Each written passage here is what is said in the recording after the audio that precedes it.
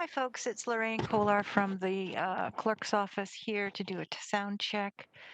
No, clerk's laptop sound check. Clerk's laptop sound check.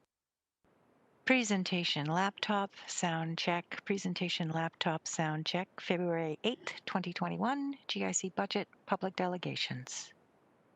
And we are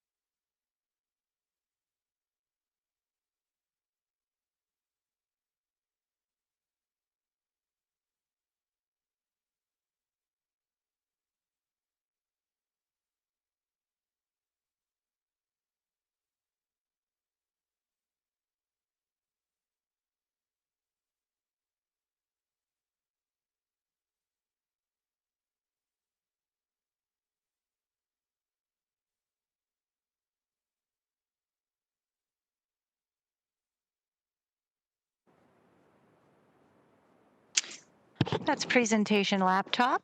Presentation Hi, laptop, February Stephanie. 8th, Did you still need me 2021. to do something? Sorry, I was just on a call. Who's this? No, I don't. Thank you. Not right now. Thank you.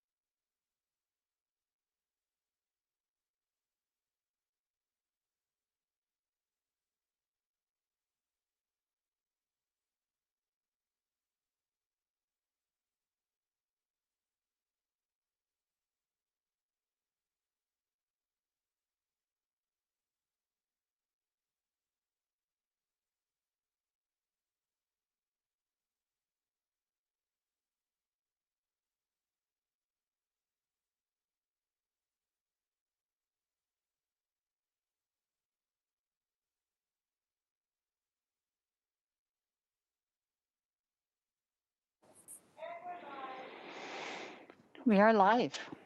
Good afternoon, one and all. It is February the 8th, 2021. You're at the General Issues Committee meeting, Public Delegation Day. I'd like to call this meeting to order. Members of the public are advised that our meetings are webcast live by the City of Hamilton and temporarily archived on the city's website. As well, a reminder that all electronic devices are to be switched to a non-audible function during committee meetings. To our delegates, you are reminded of the 5-minute time limit, which I will adhere to during this meeting.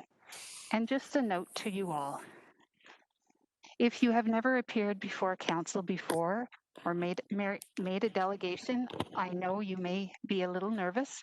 Please don't be. This is your afternoon, and we are here to listen. And if you need any help at any point, please do not hesitate to let me know or let the clerks know. And thank you all for coming. You're doing a wonderful thing. I'm going to go to the roll call now, please. If you could indicate your presence to members of council when I call your name. Mayor Fred Eisenberger. Present. Councillor Farr. I am present, Madam Chair. Councillor Nan. Good afternoon, present. Good afternoon. Councillor Marula. Good afternoon, Madam Deputy Mayor. I'm present. Good afternoon, Councillor. Councillor Collins. He'll be here a little bit later. He has an appointment. Thank you. Councillor Jackson. Ward 6 has joined you, Madam Deputy Mayor. Good afternoon. Councillor Pauls. I'm here. Thank you. Okay, Councillor Pauls, good to see you and hear you. I just got the little bit of that at the end, so She needs to use her headset. if maybe you could use your headset. Thank you. Councillor Danko. Present. Present. Councillor Clark. Councillor Pearson. Present. Good afternoon, Madam Chair. Good afternoon, Councillor Pearson. Councillor Johnson. I see. Good afternoon. I'm here. Good afternoon. Councillor Ferguson. Present. Councillor Vanderbeek. I am present. Good afternoon, Madam Deputy Mayor. Good afternoon, Councillor. Councillor Whitehead. Councillor Partridge. Yes, I'm here, Madam Chair. Thank you. Good afternoon. And I see Councillor Clark. Okay, Madam Clerk, are there any changes to the agenda? Yes, through you, Madam Deputy Mayor, there are quite a few changes to today's agenda. Added communication items. Item 4.1, Craig Burley, Hamilton Police Service carding. Item 4.2, Keenan Loomis, President and CEO of the Hamilton Chamber of Commerce, respecting just recovery for all Hamiltonians. Abdar Kamgari, respecting the Hamilton Police Service budget. Atlas D. Tomaso, respecting the Hamilton Police Service budget. Hannah Berry, Hamilton Police Service budget. Jess Geddes, also respecting the Hamilton Police Service budget. Joanna Aikenson, respecting the Hamilton Police Service budget. Sean Hurley, respecting a just recovery for Hamilton. Don Hode, respecting the housing crisis. As well, item 5.2, the delegation from Natalie Castellino has been withdrawn from today's agenda. Added delegations 522 to 554. I'm just going to read out the names. Jamie Stuckless, Jeff Anderson-Bourne. This one has been withdrawn from the agenda. Darlene Wesley, Michael Lopez, Veronica Gonzalez, Ian Borsick, Barry Conway, Violetta, I'm sorry if I mess up your name, Nicolaska, Casey Waddell, Stephanie Brash, Paula Grove, Eric Tuck, Don McLean, Theo Di Tomaso, Mohammed Al-Shalef, Shanice Bowren. Shanice has requested she does not want to appear today, so she's just going to have you refer to the attachment that's with her delegation request. Rachel Cuthill, this delegation has been withdrawn from the agenda. 5.39 is Claudia Spadafora, Cassandra Thiessen, Miriam Sager, Haley Reap has withdrawn her request. Alicia DeJong, Annie Weber, Maria Paz-Villar, Eric Hovenars, Richard DeJong, which is 5.47, has withdrawn his request. Angie Shalom, Sarah Jama, Laura Carter, Ishan Morali, Jonathan Lopez, Mike Burnett, and Jacqueline Cantar. And that is it, Madam. Thank you, Elsie Paparella. May I have a mover and a seconder to approve the agenda? Moved by Mayor Eisenberger, seconded by Councillor Nan. May I have an electronic vote, please?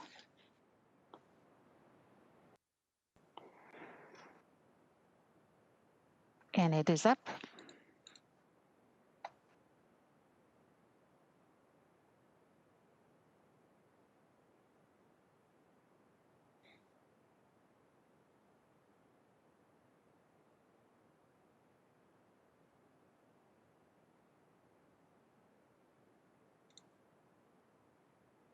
The vote is closed. Carries 14 to nothing. Item number 2, interest. Members of the committee, are there any declarations of interest today? Councillor Pauls. Thank you, Deputy Mayor. Communication for 1, for 4, 5, 6, and 7. I want to declare a conflict as my son is a Hamilton police officer. Thank you. Thank you, Councillor Pauls. So when it comes time, if we have to vote individually on those items, you have the abstain option. Thank you. Communication. Members of council, you have before you communication items 4.1 to 4.9. Is there any discussion with respect to any of these items? Seeing none, thank you. We need a mover and a seconder to receive those items, moved by Councillor Partridge and seconded by Councillor Jackson.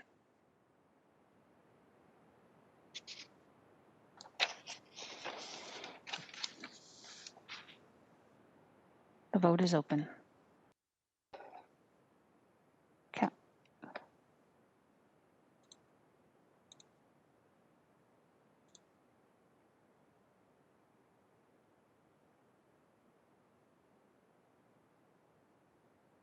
All I can say is there's some very fine looking thumbs there. Someone's been soaking or something. Nice, good shape for the winter months. The vote is closed. That carries. Thank you. On to the best part of the evening, delegation requests. May I please have a mover and a seconder to approve the delegation requests, items 5.1 to 5.54. It's moved by Councillor Farr and seconded by Councillor Vanderbeek. There are speakers in the queue. If we can have an e-vote on that approval.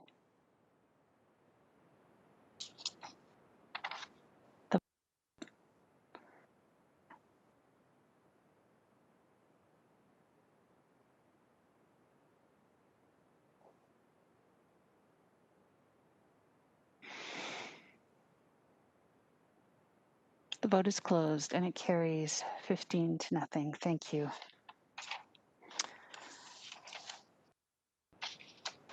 Members of committee, we will take one motion after the last speaker to receive all of the presentations. Okay, so first up is 6.1, Matthew James William Higgison, respecting road safety and equity in all forms of transportation. Matthew? Hi, do I turn on my video? Sorry, this is my first time and I am super nervous. So thank you for having me here. Yes, please, Matthew, turn your video. Thank you. Matthew, we can see you and we can hear you, and just pretend you're just talking to me and there's no need to be nervous. Thank you for being here. Thank you. Thank you for having me speak. And I apologize for any background noise. Especially on a day like today with students back in class, I just want to ask, how do we ensure all routes are equitable in terms of getting to and from school safely every day? If you happen to take the same routes that we do, you might also demand safer crossings and a more expansive view of school zones. Right now, for me, we need only to look outside a few blocks from my home is Kenilworth and Main, the intersection with the highest number of fatal pedestrian collisions in our city. This is also a few blocks away from where we walk our 7-year-old, often with our toddler, each day. Most mornings we wait with crossing guards for an opportunity to safely cross Main, and they warn me to be careful, but they also tell me at times that they don't feel safe. On my way home, or when we're walking to swimming or the local playground, we often wait 5 minutes or more, sometimes on an island no wider than 2 feet, just for the right to cross. My heart drops as I grip my children's hands so tightly that it elicits complaints from both of them. And sometimes when a sidewalk or a bike lane would mysteriously end, they ask, where do we go now? We don't suddenly cease to exist because the infrastructure has. And I share these experiences not for sympathy, but because it's not something that I want to just get used to. And I know I'm not alone.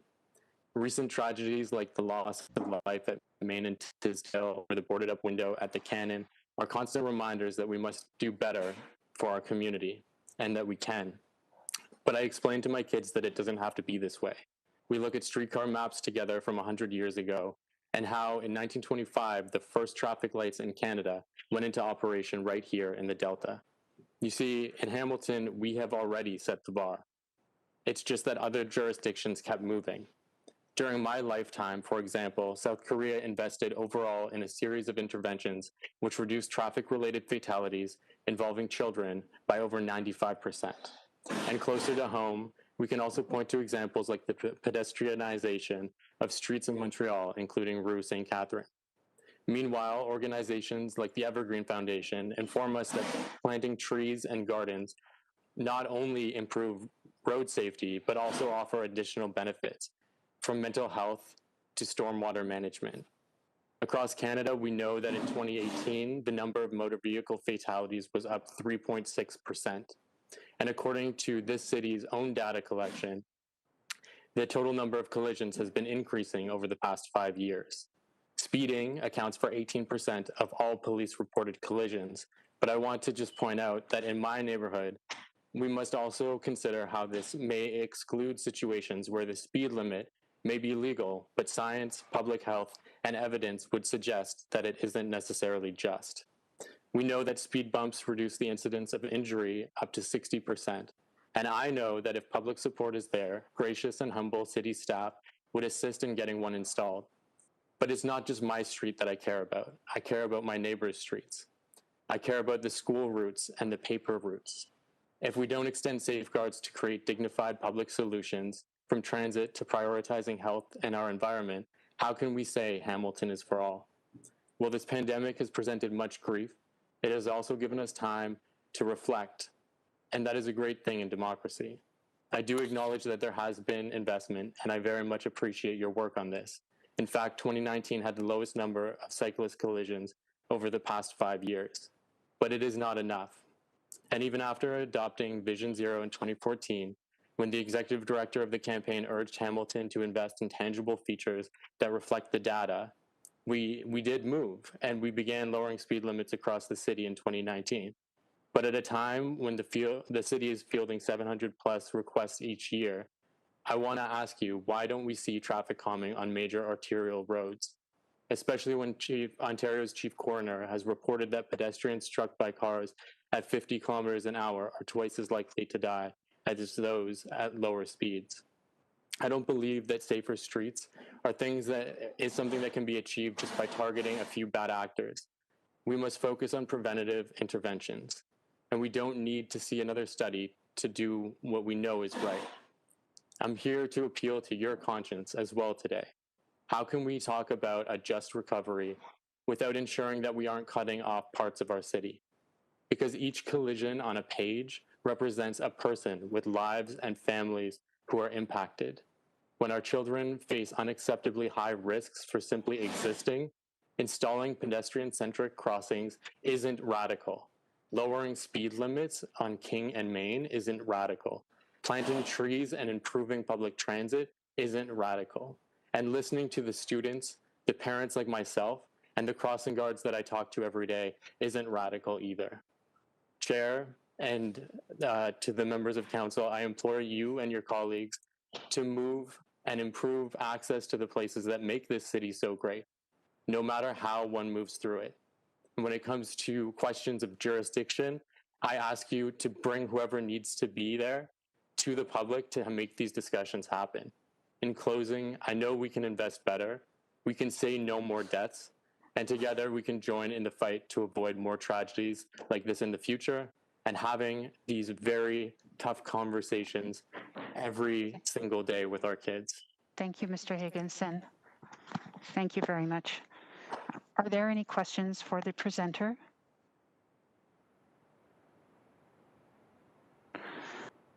I have a single question. If I could turn the chair over to Councillor Clark, who was the previous deputy mayor. Go ahead, you have the floor. Thank you. Mr. Higginson, if you're still there. Yes. Just a single question. I think you said you were a parent of 2 children, a 7-year-old and a toddler. That's correct. When you had your children, did it change the way you experienced and saw the city? Absolutely. I think for me, small things like, I would bike around the city all the time. I wear a helmet now. I'm thinking about just being there for them. But I'm thinking about how do we build this space and how do we, thinking about how do I explain these situations that are frustrating, but also imagine what we can do to reimagine some of the things that have been there. I cited some of the things like the past examples of success that we've seen in Hamilton.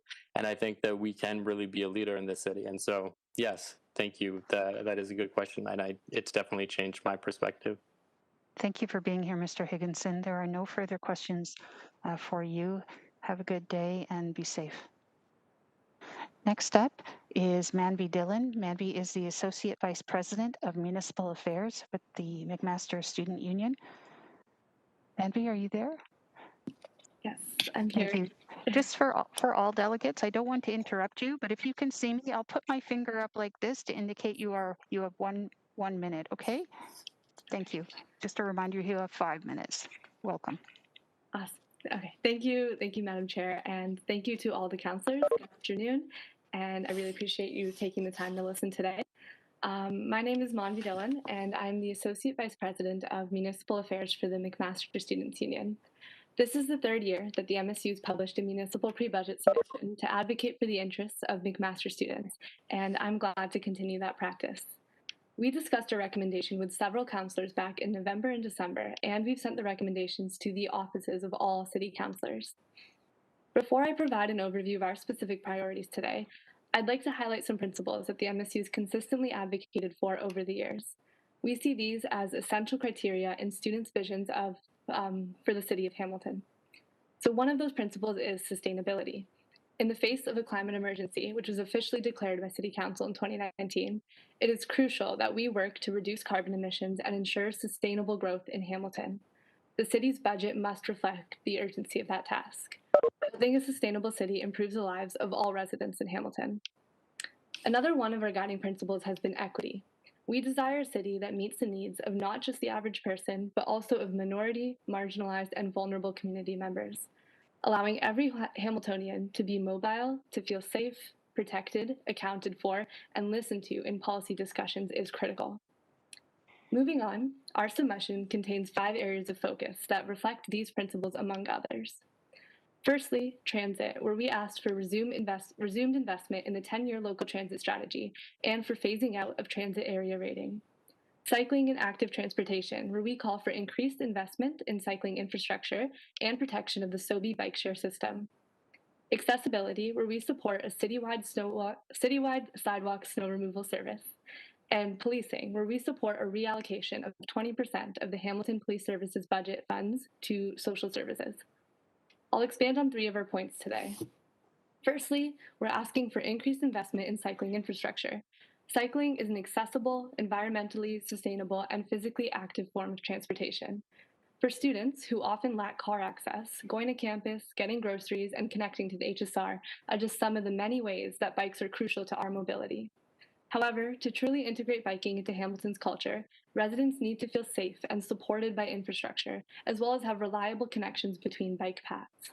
Municipalities like Toronto and Mississauga recognized these needs last year when the pandemic caused even more people to cycle, and those cities responded with increased funding for cycling infrastructure.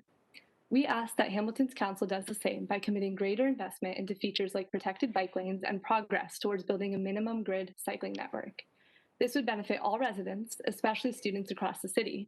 We've recently been working with student representatives from Mohawk College and Redeemer University, and they support this call for greater investment in cycling infrastructure as well. Furthermore, the MSU also asks that council vote to implement citywide sidewalk snow removal. The unsafe conditions created by snowy, icy sidewalks in winter are dangerous, especially for certain community members like seniors and people with disabilities. Furthermore, sidewalks are a crucial piece of our transportation system. We can't reach bus stops and other connections when it's unsafe to walk, so it detracts from our broader network to leave this gap unfilled. This call for snow removal is also supported by student advocates from Mohawk and Redeemer, which reinforces that safe sidewalks are truly essential for the mobility of students in Hamilton. Many major cities in Ontario provide partial or complete snow clearing for their sidewalks, and last year's Engage Hamilton survey showed that our residents want Hamilton to follow suit. Providing the service would be a show of responsiveness from Council, especially to the needs of vulnerable people in our city. Finally, we are asking that Council reallocates 20% of the Hamilton Police Services budget to social supports in the city. Over the past year, it has been made clear that the amount of money spent on policing in Hamilton, as compared to other services, is unacceptable and an inaccurate reflection of our city's values. It's important that as a municipality, we acknowledge the voices and requests of those disproportionately harmed by policing, like low-income and racialized people.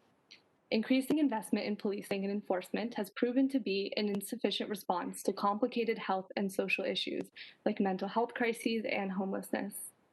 It's encouraging to consider how reimagining public safety might bring us closer to making transformative and substantive progress on social and economic indicators. And cities like Vancouver, Calgary, and Edmonton have seriously taken up this issue and responded to community calls for action. Hamilton must do the same. Thank you for considering our recommendations today, and I'm happy to take any questions. Thank you, Manvi. Excellent. Members of Council, are there any questions of Manvi? Seeing none, thank you for being here. Thank you so much. I appreciate it, and looking forward to progressive changes in Hamilton. Thank you. Next up is Anthony Marco with the Hamilton and District Labor Council respecting next steps on living wage for the City of Hamilton's 2021 operating budget. Mr. Marco, good afternoon. Good afternoon. I'm hoping you can hear me okay. I can. We can. Thank you. Thank you. It's good to see many of you again. It's February, so it's too late for me to say Happy New Year to all of you, but I will not do that, but I will just say Happy February maybe.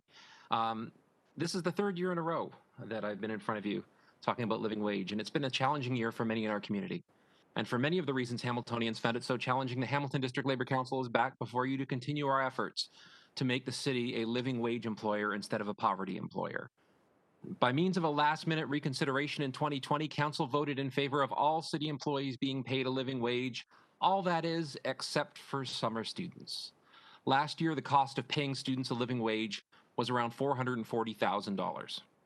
With the minimum wage having gone up in the past year and the living wage having not gone up in that time, my rough math would suggest that the expense has gone down to about $395,000, but I would certainly welcome staff confirming what the exact number would be this year as opposed to last year. At that time, comments were made around the council table about how paying students a living wage was either, quote, the worst kind of socialism, or wasteful because it was just beer money, or homogenized, suggesting that every student experience was homogenized and their life experiences were all very similar because they all went to a university or a college, and their home circumstances were the same, or indicating that means testing each and every student's unique situation was perhaps a better idea. You're going to be hearing from a bunch of students today coming up after me, and I thank them for their participation in this process, who will share why a living wage is or has been beneficial to them, and why the city raising the standard and expectation of a living wage is important for all student workers in this city, not just city workers, but all student workers in this city. The city can and should be a standard bearer for ensuring that all employees, including students, are not living in poverty. Under item 5.26, you will be hearing survey results, which will dismiss the expectations of what kinds of families students come from and what they spend their money on. And trust me, it's not just beer money. You will hear this from people who can speak to the research firsthand or from their firsthand lived experience. And I find those stories very compelling, and I expect that you will too. So I will let them tell their stories about living wage and hope you see the value add of $395,000 investment in our student workers to say all City of Hamilton workers making a living wage regardless of job class, age, or family status. I hope this year you will see the wisdom in making this commitment to the young people that you employ every summer. But I'd also like to note a couple of other things about living wage. Taking the last step for students would be a great one, but there are additional considerations, perhaps not for this year, but to look forward to in the future. First, The city's fair wage policy for the building trades currently has 6 different categories of workers that are lower than living wage. It's hard to call something a fair wage policy when it doesn't even meet the standard of a living wage. And second, and perhaps more importantly, in the spirit of the city being a standard bearer, living wage needs to be enshrined into all procurement procedures, not just for the trades, but for all procurement. Companies who are bidding on providing services for the city should base their bids on living wages and further commitments to decent work. It's one thing for council to continually reiterate comments to working on reducing poverty in the city, while largely ignoring that the most substantial way of reducing poverty is decent work offering at least a living wage. Stop gaps are often helpful and sometimes necessary, but they plug holes instead of offering a long-term solution. Decent work reduces the burden on social services. Living wages mean healthier workers and families, rent security, food security. The city's own economic development promotional pitch to corporations seeks to have new living wage employers come to the city. How can the city hold this up as a model for potential companies without modeling the behavior itself? We would ask the council to task staff to consider the implications of living wage as part of the city's procurement policy for the 2022 budget, with a further consideration of not only the expense to taxpayers for increased costs on one end, but with research to confirm the value add on the other side for healthier and more secure families. Trust me in that our Labor Council is not only making these requests of the city, we are also putting other large institutional employers in the city on notice. We will be calling, we will be knocking, we will be asking the questions to you about living wage, and we will be hoping to say that if it's good enough for the City of Hamilton workers, why isn't it good enough for your workers? I thank you once again for joining me on this 3-year living wage path. I know the struggles many of you have had ideologically to get to the place we're at now. These steps we've made in the past 2 budgets have been positive, and workers across this city have benefited. Let's take step 3 together today for 2021 and look forward to another discussion on further steps for 2022. And I'm happy to take any questions with that, Madam Deputy Mayor. Thank you, Anthony. Are there any questions of the presenter? I don't see any. Thank you very much for being here this afternoon, Mr. Marco. Thank you. Next up, Aya Yunus, respecting student living wage. Aya, are you here today? Yes. Can you see me? I can. Have I pronounced your name correctly? Yes, you have. You're the first person to. Thank you. Welcome. I'll put my finger up here when you're down to the 1 minute mark, okay? So please welcome and begin. My name is Aya Yunus. I'm from Ward 7, and this is actually my first delegation, so thank you for having me. There's a written report of quotes on Hamilton students voicing their opinions on why they need a living wage. I submitted it prior to coming here. Unfortunately, I don't have time to go into detail, but I think you should take the time to hear their stories. So I've spent weeks trying to put together the perfect words for a 5-minute delegation as to why I think it's important to speak on and implement student living wage as part of the budget process. Unfortunately, it was defeated again last spring. But to be very honest with you, 5 minutes wouldn't be enough. I know it won't be enough to explain how we need to come to the realization that the cost of living is increasing, and a lot of students are already in financial burdens. And on a personal note, my family and I immigrated to Canada 8 years ago and decided our place of living is here in Hamilton, thinking, this city would be a sustainable and adequate type of living. And while it is, to be very honest with you, all we've seen is an increase in living. Since 2013 and until today, rental has gone up by 45%, and my family is one of those renters. And so when I think of the minimum wage, I think of the wealthy benefiting from such wages. And while it sounds sad to say, because it's the same exact wages that in which we all know are not sufficient enough for students and their everyday lives. This is coming from my own experience and the experiences of other students. So I've worked in jobs that have paid me the minimum wage, and I've worked at a job that has paid me a living wage. And when I tell you that at that time, when I worked that job, the extra $2.45 made a huge difference for myself as a full-time student. My concern is much bigger, though. It's about how we've painted this picture of students living with their parents who have little to no responsibilities, right? But we avoid the conversations of many students who live with their parents and have a lot of financial responsibilities. So we have parents who work in precarious jobs due to the labor market, and as a result, their kids who are students need to work to contribute to household necessities. And I myself have that responsibility. right? And so what about students who live with one parent, or live alone because they have no parent relationship? So everyone's life is different. Not everyone has the same privileged lifestyle as a student. And we need to not forget that we're the same students who need to pay for school supplies, transportation, food, and the list just goes on. So in reflection to the statement I made on working two different types of jobs and earning different wages, I realized my worth. And as silly as this may sound, my worth was really just getting paid the living wage, because the work I was doing for a temporary time, as per my internship, I had this ambition and motivation that I'd never probably seen before in comparison to working at my precarious job for the minimum wage, because I know my work is worth more.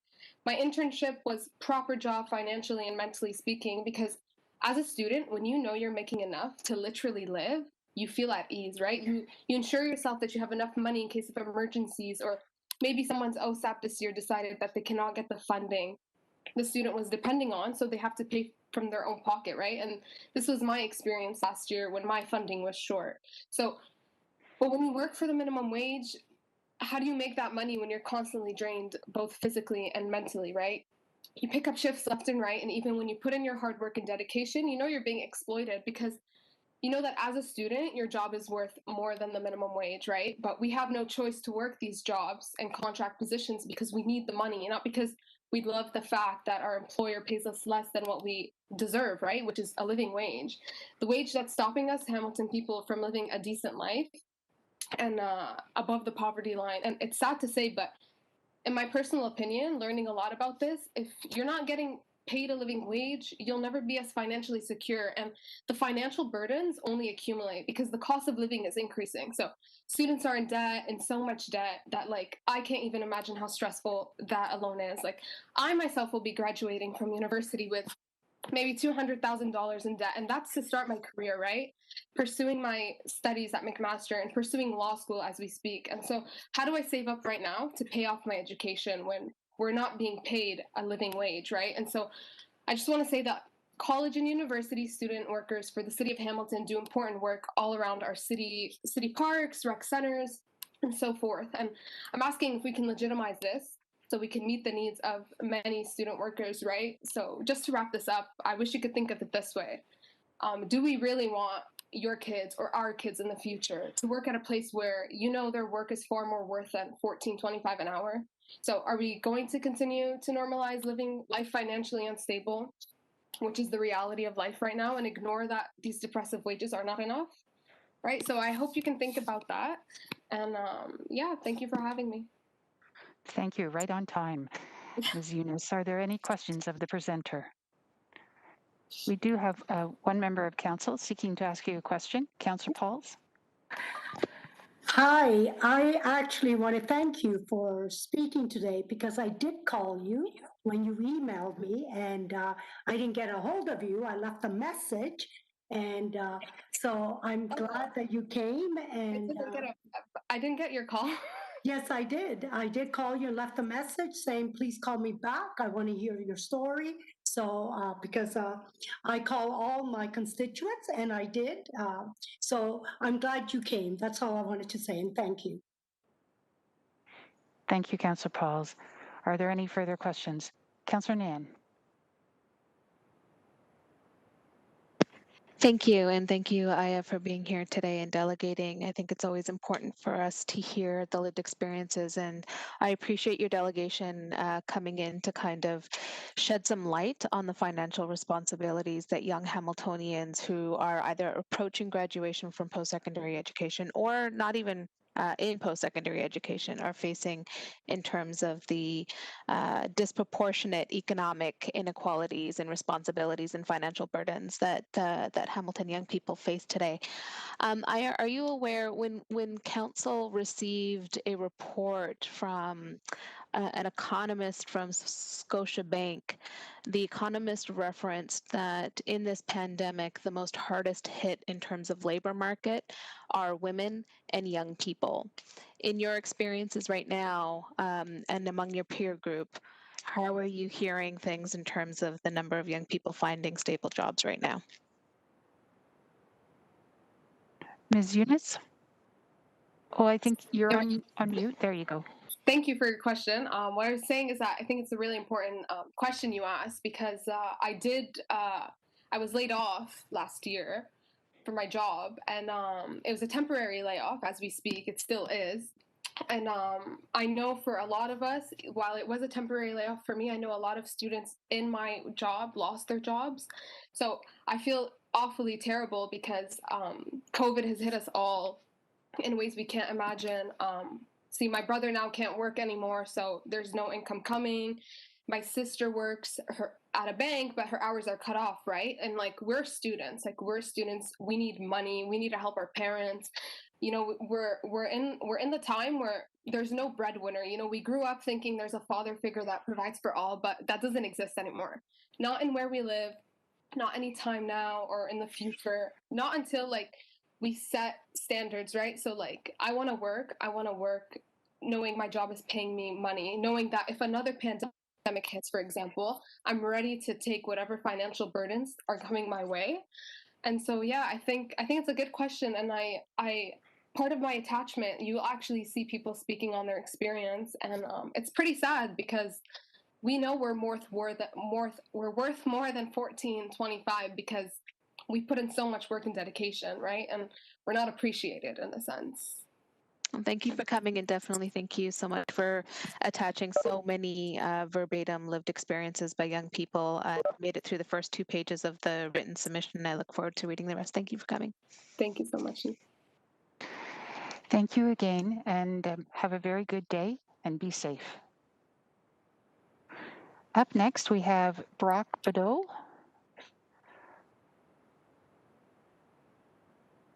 Brock, are you with us this afternoon? Yep, I'm right here. Can everybody hear me okay? Yes, sir. All right, I'm just setting up my phone timer because I'm always someone who talks too long, so I'll be able to see it too. All right, okay. Start up? Yeah, that's great.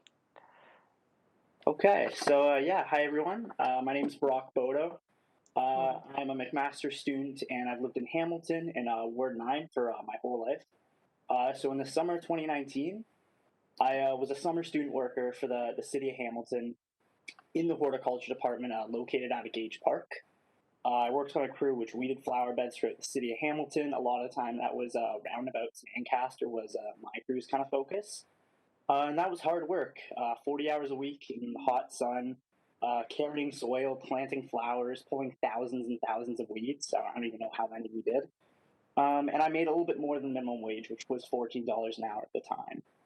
And most of my friends also at the time could only really find jobs while they're in school that paid minimum wage. And I was never really able to consider going to school outside of Hamilton because I've never really had the income to live on my own.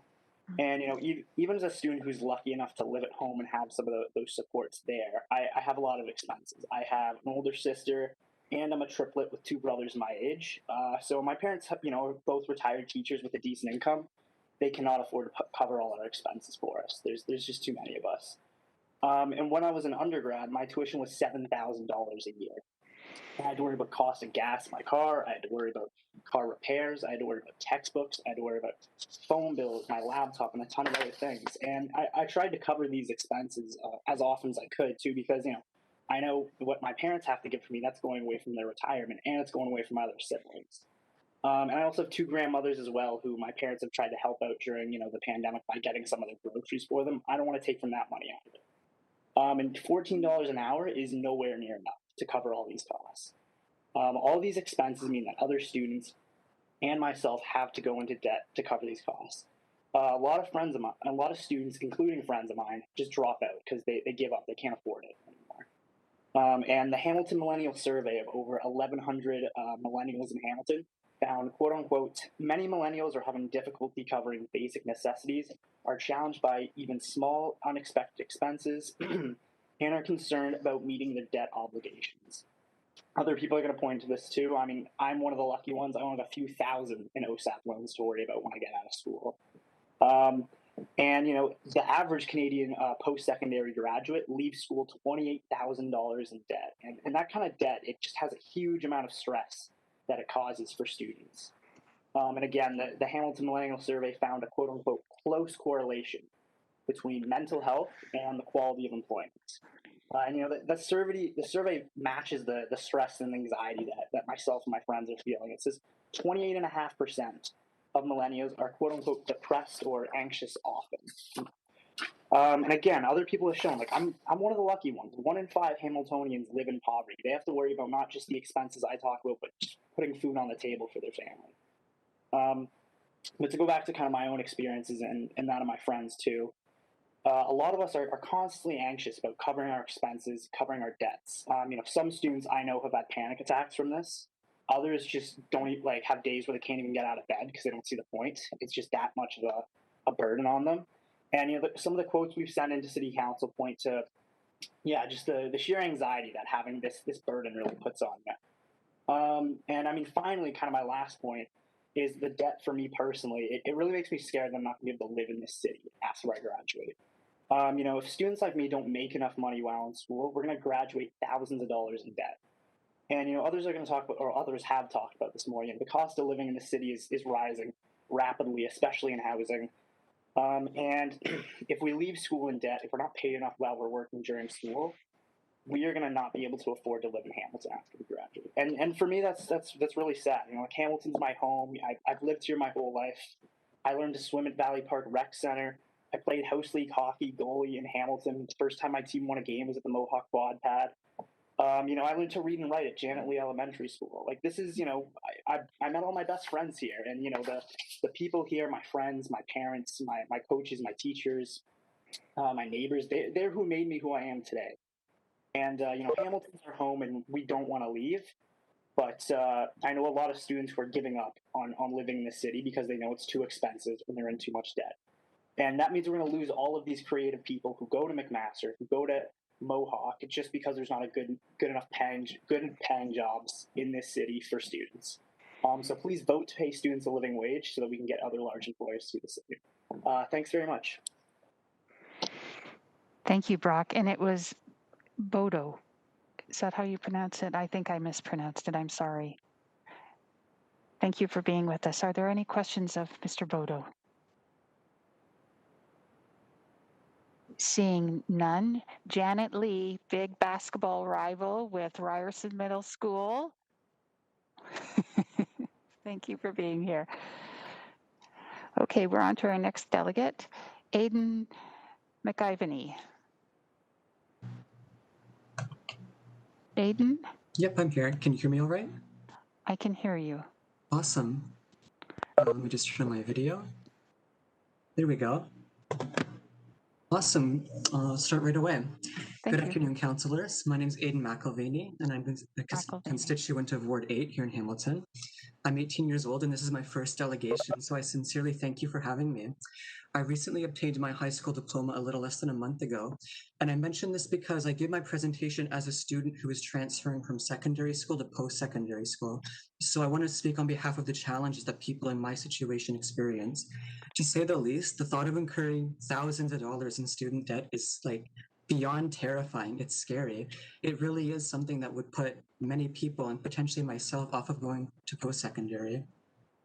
This is accompanied by a question of how I'm going to pay for post-secondary school if I do attend, because it really is a question that keeps me up at night and races through my brain every time I attempt to go to sleep.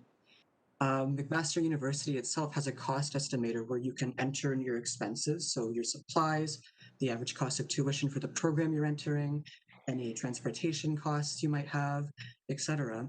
And so when I went onto this website, I found that at the bare minimum for tuition alone, I'd be paying $6,000 a year, which is beyond insane. And that's not factoring food costs or transportation costs or rent costs.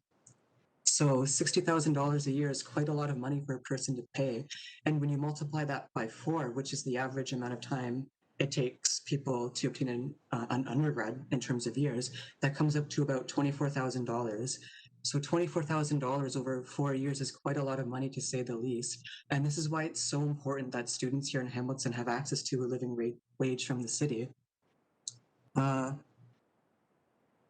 Because it's not just enough for students to earn a living wage to pay for their post-secondary tuition. It's about the cost of rent and food and everything else that students have to pay for. For students who are actively working while attending university, they're also squeezed for time, meaning that they have fewer hours to work for an income that isn't even livable. This is why it's so important for our students to that are employed by the city to earn a living wage. Between not being able to work full-time because of schooling and the overwhelming cost of tuition and living expenses, you can see that there's an enormous amount of expenses that student workers have to pay, expenses that can only be covered if the city elects to provide a living wage for students. Another important thing to remember is the key principle of equal pay for equal work. Just because students are students doesn't mean they should be paid less than workers who aren't students. If you substitute the word student with any other noun representing a group of hardworking individuals, it'd be crazy to not pay those groups of individuals a living wage when other groups of people are making a living wage. And with that, I would wholeheartedly like to thank you for having me, and I would be happy to take on any questions you may have. Thank you, Aidan. Are there any questions from members of council? I don't see any. Thank you very much for taking the time to be with us this afternoon. Yep, thank you for having me. Next, we have Ayla Bahram. Hi, Hello. I hope you can hear me. Yes, I can see you and we can hear you. Welcome. Could I start? Please. Hello, my name is Ayla Bahram. I'm in my third year, a full-time student at McMaster University. I currently live in Ward 6, and this is my first time speaking as a delegate. When I was 6 years old, my family would distribute flyers to the Hamilton Mountain region at 12 a.m. while I sat in the back seat with a flashlight trying to complete my homework for the next day. My family has been working nonstop in order to financially support ourselves and still make less than $30,000 a year. After my father's catastrophic car accident, I became one of the primary sources of income for my low-income family household at the age of 13.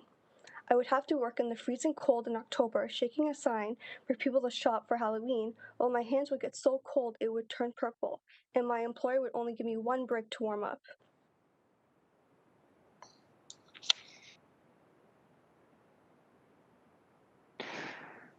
I'm afraid your video and audio have frozen. If you can hear me, perhaps if you could turn your video off and so that we can hear you uninterrupted. Can you hear me? Ms. Bahram? Madam Clerk, are you able to make contact? Through Madam Deputy Mayor, no, I can't at this point hear her either.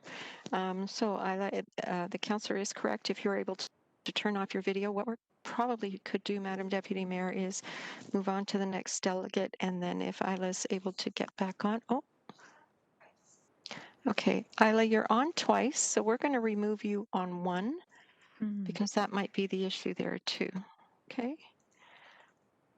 Are you gonna? You want to do? Bear with us one moment. We'll see if that helps her.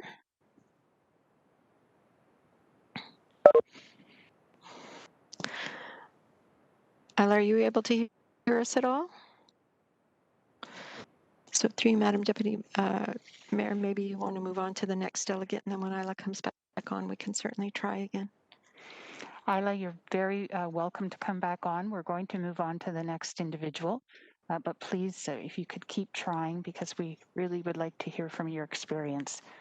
Okay, we have next is Hasnain Khan from the McMaster Students Union, respecting the student living wage. Hasnain? Hi, how are you guys? Very well. I can hear you and see you very well. So thank you for being here. Please let me know when you'd like to proceed. Yeah, I'm good to go.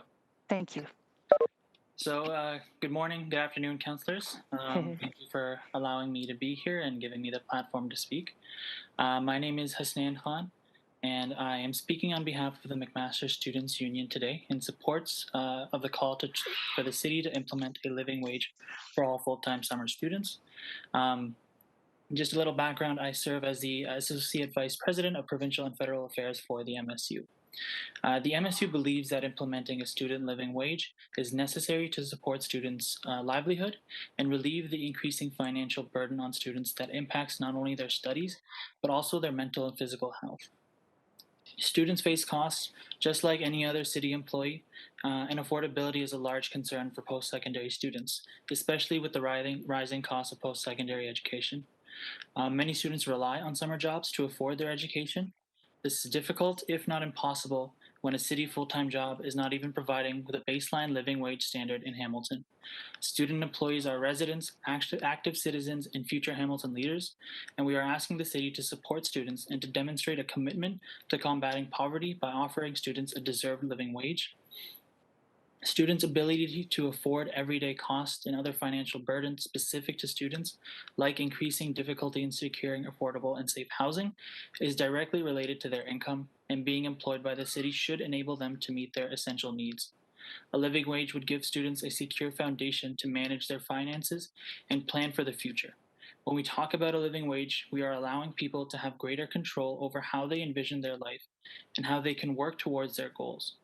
Providing students with financial stability now is not only just about also enables them to succeed in other areas of their life and create a brighter future for themselves and their communities.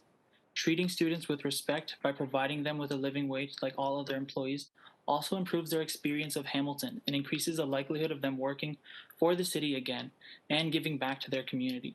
When people are held back by financial instability, it greatly reduces their ability to create a better life and their access to resources and opportunities to reach that. Further, the impact of COVID-19 on students cannot be ignored. This ongoing lockdown has left many part-time employees out of work, including many students.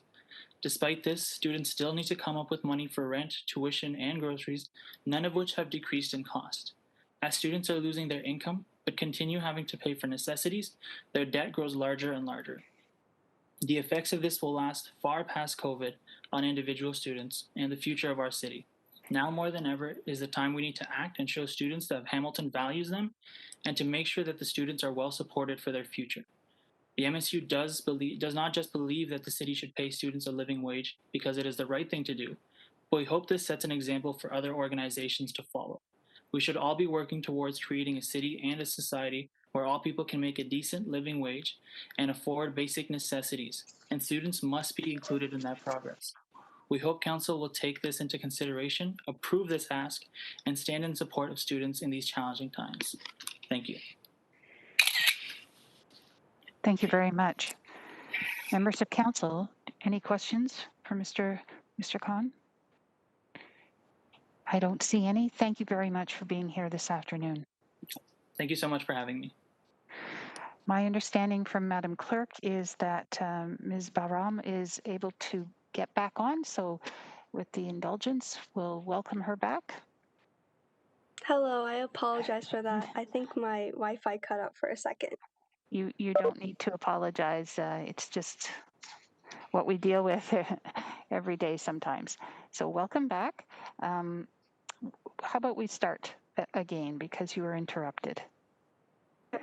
Can you get wherever you would like to start? That's where you can start. Okay. Hello? Yes. Can you hear me? Okay. So I'll just start off where I left off. Thank you. I've seen the adverse effects of the current minimum wage of $14. It is nearly not enough to balance both academics and monthly bills to support an individual and, more importantly, a family financially. In order for me to properly pay all the bills within my household, I would have to work 40 hours a week on top of being a full-time student and maintaining my A average within my studies. The life of living and the minimum wage for students is so inadequate that I have to take a leap year to work and save up money to continue my education for law school.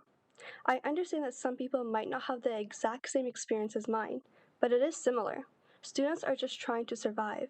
They're having to pay for food, tuition, medication, bills, rent, transportation, and textbooks. They're all contributing factors of how students who make a minimum wage do not have enough to pay off for essential items that they need. As a student, each textbook for my class is a minimum of $100. For a full-time student, will take 5 courses a semester, which means they're taking 10 courses a year, and this is not including summer or spring school. This is equivalent to spending over $1,000 on textbooks alone, which is not included in the $6,000 to $13,000 of tuition, depending on the program. Students shouldn't have to live on a minimum wage while supporting themselves and their families financially. A living wage will allow more students to have a chance to gain work experience, fund their academic career, and monthly expenses without having to choose between work and school.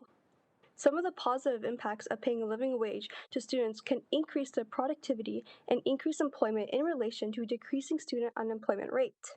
As a student, I would greatly benefit from receiving a living wage to help myself and my family financially. Thank you so much for your time and consideration. And if there's any questions, I could take those as well. Thank you. Glad you got back on. Are there any questions of the delegate? I don't see any. Thank you again.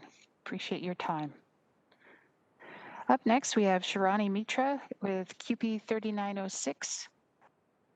Are you with us? Yes, I am. Great, thank you. We have 5 minutes, and I'll put my finger up when you're down to the last minute, okay? Thank Perfect. you. Thanks so much. Hey everyone, my name is Shirani Mitra. I'm a resident of Ward 3, and I'm a graduate student at McMaster University. I specifically moved to Hamilton to become a student and to live in a student-oriented city. I'm also the president of QP Local 3906, which represents over 3,000 academic workers at McMaster. Most of our members are also students in addition to being workers, and I know firsthand that far too many of them struggle with poverty, food insecurity, and constructed economic hardship. So I've come here to speak to how critical it is to implement a living student wage in this city. Student workers keep our city running through many types of jobs. Students are workers that need to be compensated in a way that affords them a proper quality of life. Each year, as we've already heard today, our cost of renting and living in Hamilton goes up, as does the cost to go to school and the rate of tuition. And there's no shortage of evidence demonstrating that wages do not keep up with these rising costs. The impacts of a living wage are definitely multifold. For example, a living wage helps improve mental and physical health, and in the long run, such a wage also helps mitigate the pressures of debt and cyclical poverty when students transition into full-time Hamilton, the full-time workforce in Hamilton, and into new roles within our community fabric. As a social scientist, I can also attest to the wealth of research that demonstrates how living wages help cultivate worker retention, productivity, and engagement in work, which of course is valuable and a positive benefit towards the sustainability of Hamilton employers and businesses themselves. So I encourage you to engage with the research that exists on this topic and to make an evidence-based decision in establishing a living wage for students here. I also urge you to debunk and reconsider harmful stereotypes about student workers, such as myths that all students are young folks who simply work summer jobs for beer money. Students are full members of our community, and their income goes towards housing, groceries, healthcare, paying for increasingly expensive school costs and associated debt, supporting their loved ones, and supporting Hamilton's economy in other meaningful ways. The city's current policy excludes students and effectively sends a message that students have little value in our city and that those seeking further education ought to be exploited or taken advantage of. Surely, as counselors, each of you actually value education and want to see that future generations are better educated and materially better off than. Oh, Shirani, we have just lost you. Is there a way you could turn your video off? Perhaps that will help with the audio. Can you hear me? Okay, Madam Clerk, maybe we can try what we did with one. Yes, through you, Madam Deputy Mayor. And I just might want to mention to all of the delegates that are on the line right now, it may be best if you do try to do your presentation unless there's an actual PowerPoint or something that you need to show with your camera off if you are having difficulty with your web connection. Okay, thank you. We can go to the next person and come back to Shirani. Thank you. Up next, Carl Andrus with the Hamilton Community Benefits Network, respecting the just recovery for Hamilton policy as it relates to the work of the Hamilton community. No, I'm getting waved at. Sorry, Carl. Did I miss one? Oh, heavens. I'm so sorry. Sorry about that, Carl, and apologies to, we have Davika Nair, respecting the student living wage. I'm so sorry to both of you. It's okay. Thank you. Okay. Welcome, everyone. And let me know when you're ready to begin. Okay, sure. Hello, everyone. My name is Devika Nair. I am an undergraduate student studying labor studies and political science at McMaster University. I'm from Ward 13, and this is my first delegation. I moved from Toronto to Hamilton 12 years ago. I had the opportunity to attend many universities. However, I chose to attend Hamilton to save money. I am one of the very lucky students who did not have to work multiple jobs to pay my tuition. Because my father is a faculty member at McMaster University, my tuition significantly decreased. My parents graciously paid for my tuition at the expense of saving towards their retirement. Acknowledging my privilege prompts me to advocate for student rights. I do not have to face precarity to know that my friends and peers should not. Hamilton has recently begun to attract a growing crowd of young and creative students to its downtown core. As this community grows, so does a range of creative pursuits and businesses available. Hamilton is becoming an impressive creative hub in Southern Ontario. There are many articles that reference the upward direction Hamilton is actively trying to take. The integration of cutting-edge educational institutions into Hamilton symbolizes the growing interconnected relations between Hamilton students and Hamilton's potential for excellence. It brings in bright, fresh ideas. However, the quality of these ideas depend on student wages. Student wages attract students. The city of Hamilton should excite people. Now, everyone before me talked about why student wages should increase, and they're right. Hamilton should strive for excellence. Its reputation in the next 20 years shouldn't be just decent, but excellence. That's why when you drive by university, you see posters and banners that talk about McMaster's research with pride and excellence. But students are also responsible for the cutting-edge research that's proudly shown up by these institutions. There are graduate students, like my friends, working 70 hours a week, contributing to this excellence. But this isn't reflected in the attitudes of how students are paid. I will now share one of my friend's experiences. He spends over 70 hours a week on his studies. While his friends overseas are buying cars and houses, his bank account hasn't changed in the past 4 years. He owes the government about $50,000 for his education. Increasing student wages would give majority of students the opportunity to start their lives after school without feeling trapped by the opportunity cost. Graduate students don't have to work 70 hours a week, but they do it because they pour everything into their research to make their educational institution valuable. But their talent, dedication, and hard work are not being valued. Students should be respected just as much as other workers.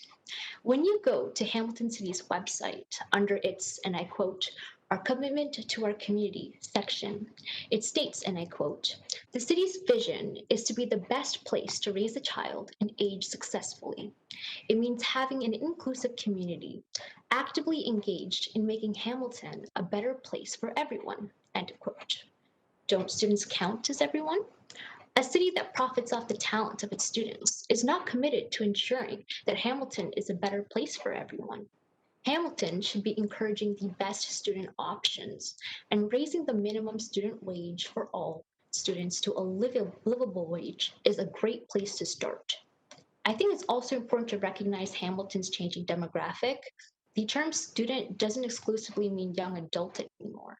It was reported in 2019 that almost 129,000 students are over the age of 30, and this number is rising every year. Many of these students likely already have families. If the jobs that we're offering these mature students can't even provide them and their families with a living wage, then we are failing them. And like I said, I grew up in the city of Hamilton. I have a lot of my best memories here, and I do want the public to see it for the great city that it can be. And as a Hamilton resident, I would feel proud knowing that my city is a true city employer. Thank you. Thank you, Ms. Nair. Are there any questions for the presenter? Councillor Nan? Thank you. Thank you through you, Deputy Mayor, and thank you, Devika, for coming in to speak. I just had a quick question because I missed it as I was writing down notes from your delegation. You said over 190,000 students or thereabouts identify as being over 30 years of age. And if you could you help clarify where the statistic comes from and whether or not I heard you correctly? Sorry. It might have been a connection issue, but it's 129, almost 129,000 students, and it's from Statistics Canada. Stats Canada. Yeah, I can provide the link for you after the meeting if you'd like. Much appreciated. And I think that's a very important point. And last year and the year before, as council has had to deliberate on this issue, as has been pointed out by other delegates, there is a perception of who students are versus the lived reality of who students are. And one aspect of it that we're hearing clearly from those who've delegated before you as young people and those who are young adults and having to go back into post-secondary or not having had the opportunity to go into post-secondary until later in life. So I just appreciate that statistic and looking forward to hearing more and appreciate you flipping the link. Thank you. Thank you. Thank you very much. There are no further questions. Thank you for your time this afternoon and your contribution. Thanks. Thank you. Now it's Carl's turn. Carl Andrus from the Hamilton Community Benefits Network. Can you hear me all right? I can, sir. All right. So my name is Carl Andrus. I'm representing the Hamilton Community Benefits Network. We are part of the Just Recovery Hamilton Collective. We support the recommendations set out by the collective, some of which I will speak to today. I want to thank the mayor, staff, and members of this council for the hard work you've all done in these unprecedented times. The COVID-19 pandemic is having a profound impact on residents all across our city. It is with the thought of these unprecedented times in mind that the Just Recovery Hamilton Coalition came together to place before you the 150 or so recommendations. Although every recommendation in the document is important, and the document by no means includes every possible voice or perspective, we felt as a collective that our recovery from this pandemic will require exceptional action from this council and our broader community. I want to focus on a few key recommendations from our organization's perspective towards improving the lives of residents of Hamilton, especially in regards to addressing unemployment, precarious employment, and the profound effect the pandemic has had on women, racialized folks, and other frontline heroes who have borne the brunt of the pandemic. I want to talk about a couple of key policies that the city could be implementing. One is a social procurement policy that the city of Toronto has had in place for many years now. COVID-19's economic effects have been devastating, especially for small businesses in the service sector, restaurants, small retail, and other businesses. As one of the largest employers with almost 9,000 employed, an annual budget of almost $1 billion, and nearly $16 billion worth of hard infrastructure assets, the city of Hamilton is in a strong position to take a lead on just recovery from the COVID-19 pandemic.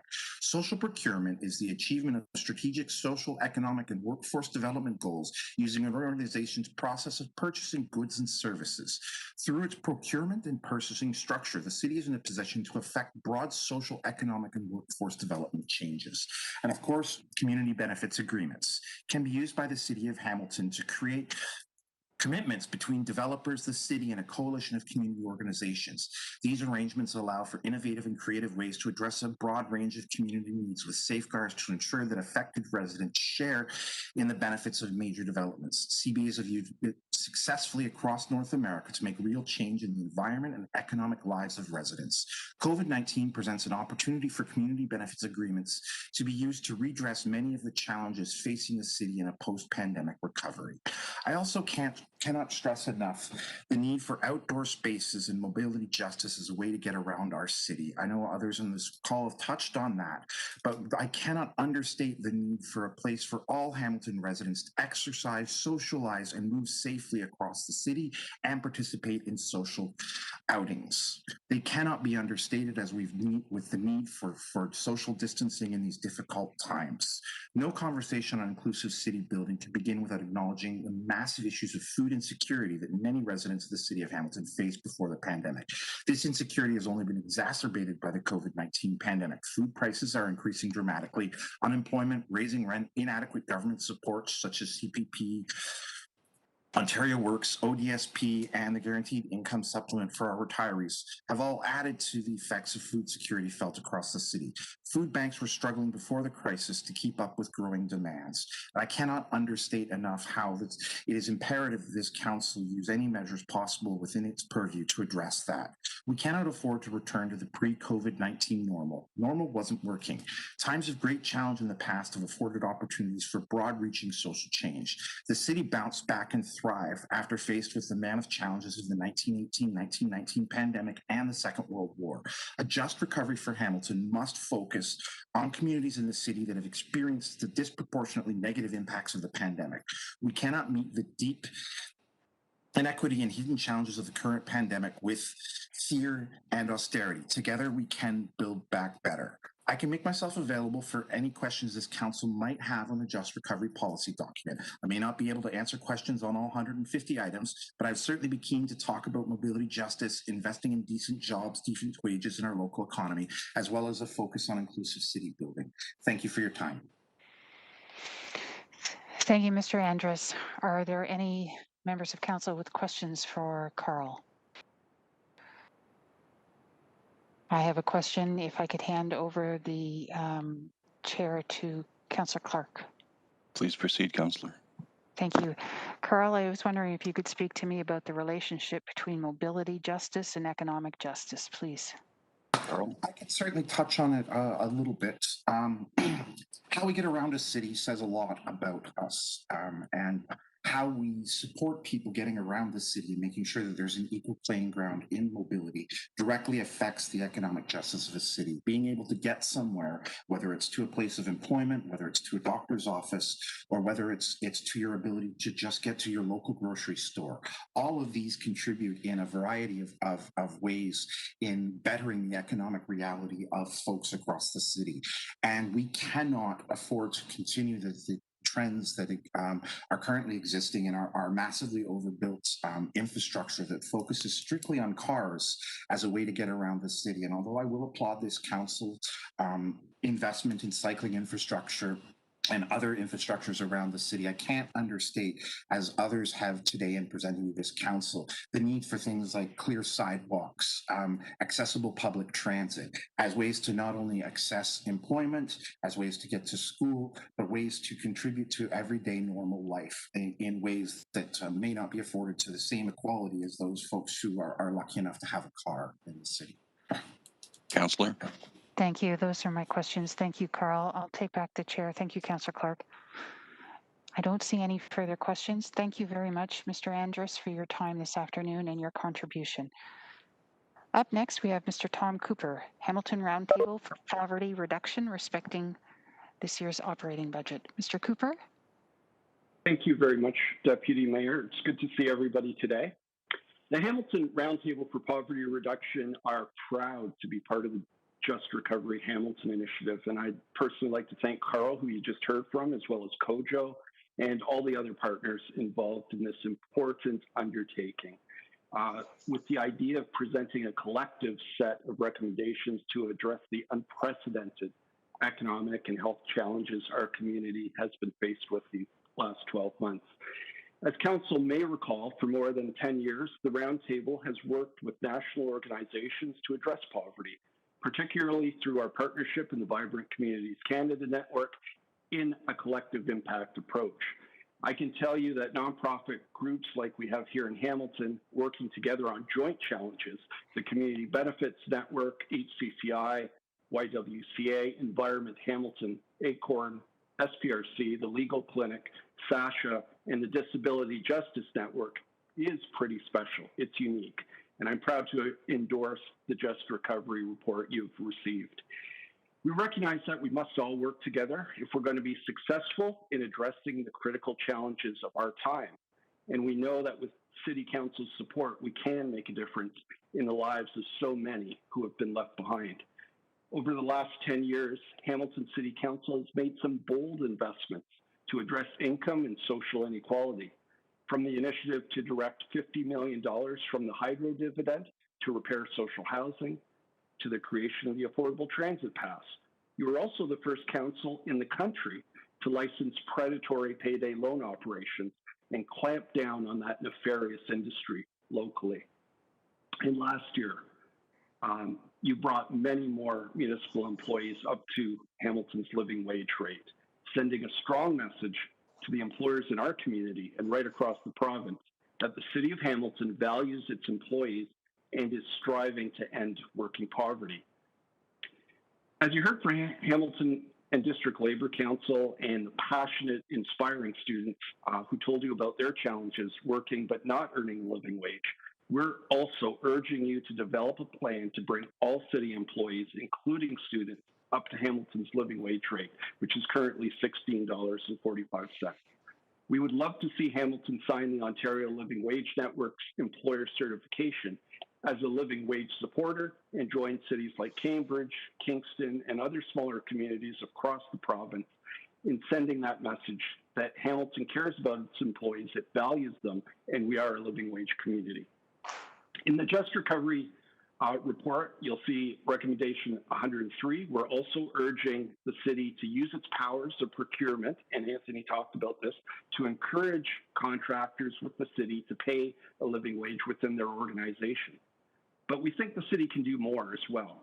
We also need to remind new employers who are setting up shop here in Hamilton to pay their employees a living wage. That's why in recommendation 104, the report asked the Hamilton Economic Development Department to consider ways to talk to new employers locating here about the value of paying a living wage to their workers. But as an organization, the city can move beyond living wage as well and recognize that many workers in Hamilton do not have access to sick days. And I'd just like to, if I may, Deputy Mayor, share my screen for a quick sec to show a slide. Yes, you may. You have 1 minute left. Thank you, Deputy Mayor. You'll see in this particular slide right here, it was sent to me from an employee of the City of Hamilton, one who's worked part-time for the city for almost 4 years.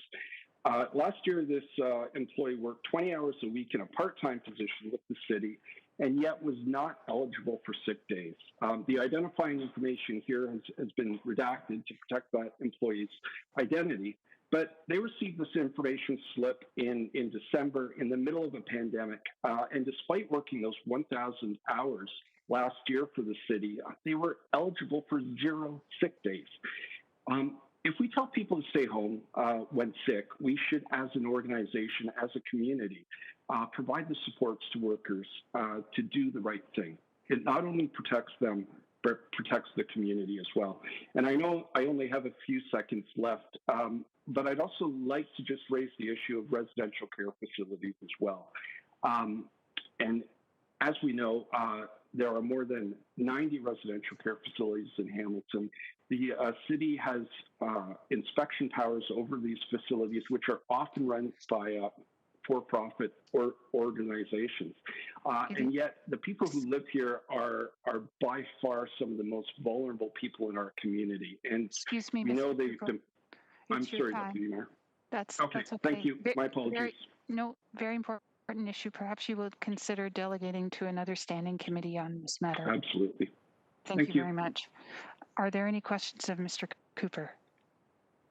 Would you mind taking your screen down, Tom, so I could see other members of council? Sorry, my apologies. Not at all.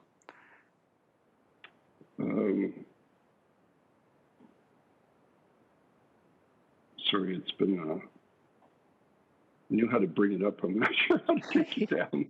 I'll ask maybe Stephanie can. Yeah. Yeah, maybe Stephanie can. Give you some hints. Hi, Tom. How are you? Hi. So at the bottom of your WebEx screen, do you see a share button there? No, you know what? It's been minimized, so I'm not. Okay, so how about at the top under audio and video, or sorry, under share at the top of your screen, top left, the WebEx screen? Yeah. You should be able to click on that, and it should give you the option to unshare. My apologies. Yeah, it's not giving me that option. Can we? Can you kick me out and I'll just sign back in? If there's no questions, we'll just pop you out. I'll let to see if there's any questions. My first. apologies. Thank you. It's okay. Lauren, are there any questions from any members? Okay. So not to worry, Tom, it happens, right? Technology is imperfect, but we're always perfect. So thank you very much for your time, and we'll go on to the Thank next you. delegate.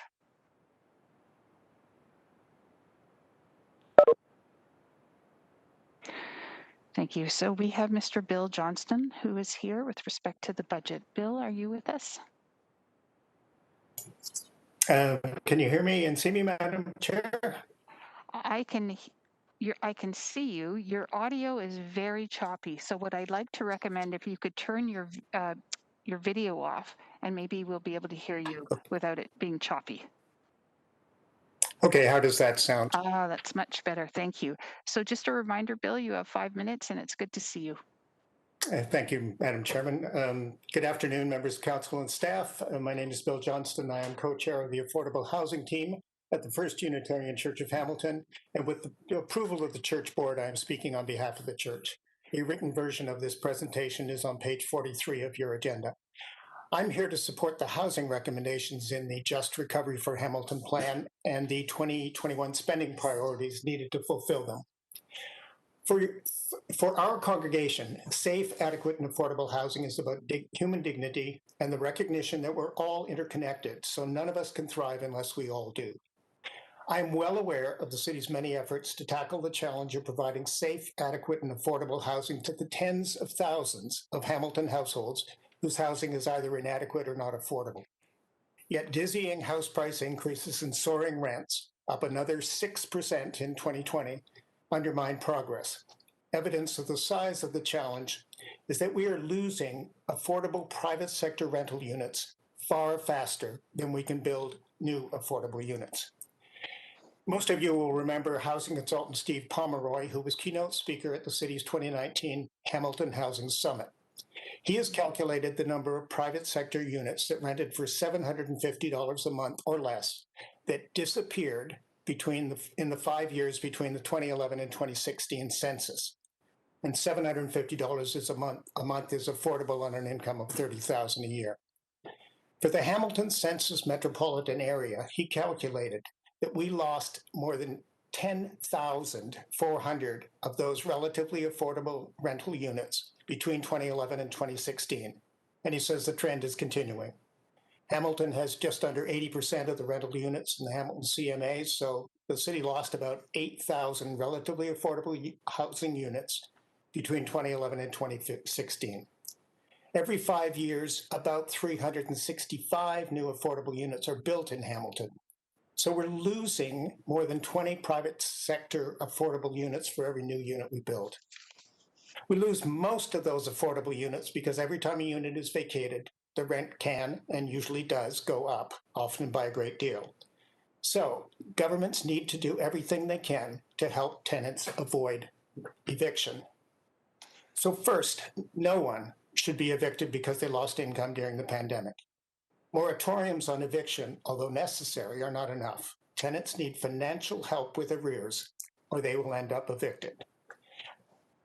A recent Canada Mortgage and Housing survey found 2,700 tenant households in the Hamilton census metropolitan area are in arrears, with an average arrears of about $1,400. I urge Council to act on Recommendation 53 in the Just Recovery for Hamilton plan to set aside money in 2021 for a local rent bank to help tenants deal with arrears caused by COVID. But I also urge the city to push Queen's Park to cover those costs, as Recommendation 52 proposes. Both Queen's Park and Ottawa have provided help to commercial tenants, but no rent relief to residential tenants. And both Ontario and Ottawa are in budget consultations right now, with deadlines of February 12 and February 19th, respectively, for input. Second, no one should be evicted because of renovations. Now, landlords have an obligation to allow tenants to return at their old rent if they have to move out for major renovations. But many tenants don't know their rights. So I urge Council to budget to deploy staff and resources to adopt Recommendation 60 to ensure tenants know their rights, and Recommendation 54 to use all of the city's tools to ensure tenants get that opportunity to return, to avoid loss of any more rental or affordable rental housing units. I support recommendation 51 and urge council to budget for staffing and resources for proactive inspections to ensure that lack of routine maintenance doesn't lead to the need for major renovations. Finally, the city needs much more investment in new construction, in renovations, in portable housing benefits, and to allow nonprofits to buy existing buildings to keep their rent permanently affordable. I support recommendation 55 for more city capital investments in 2021 for new housing.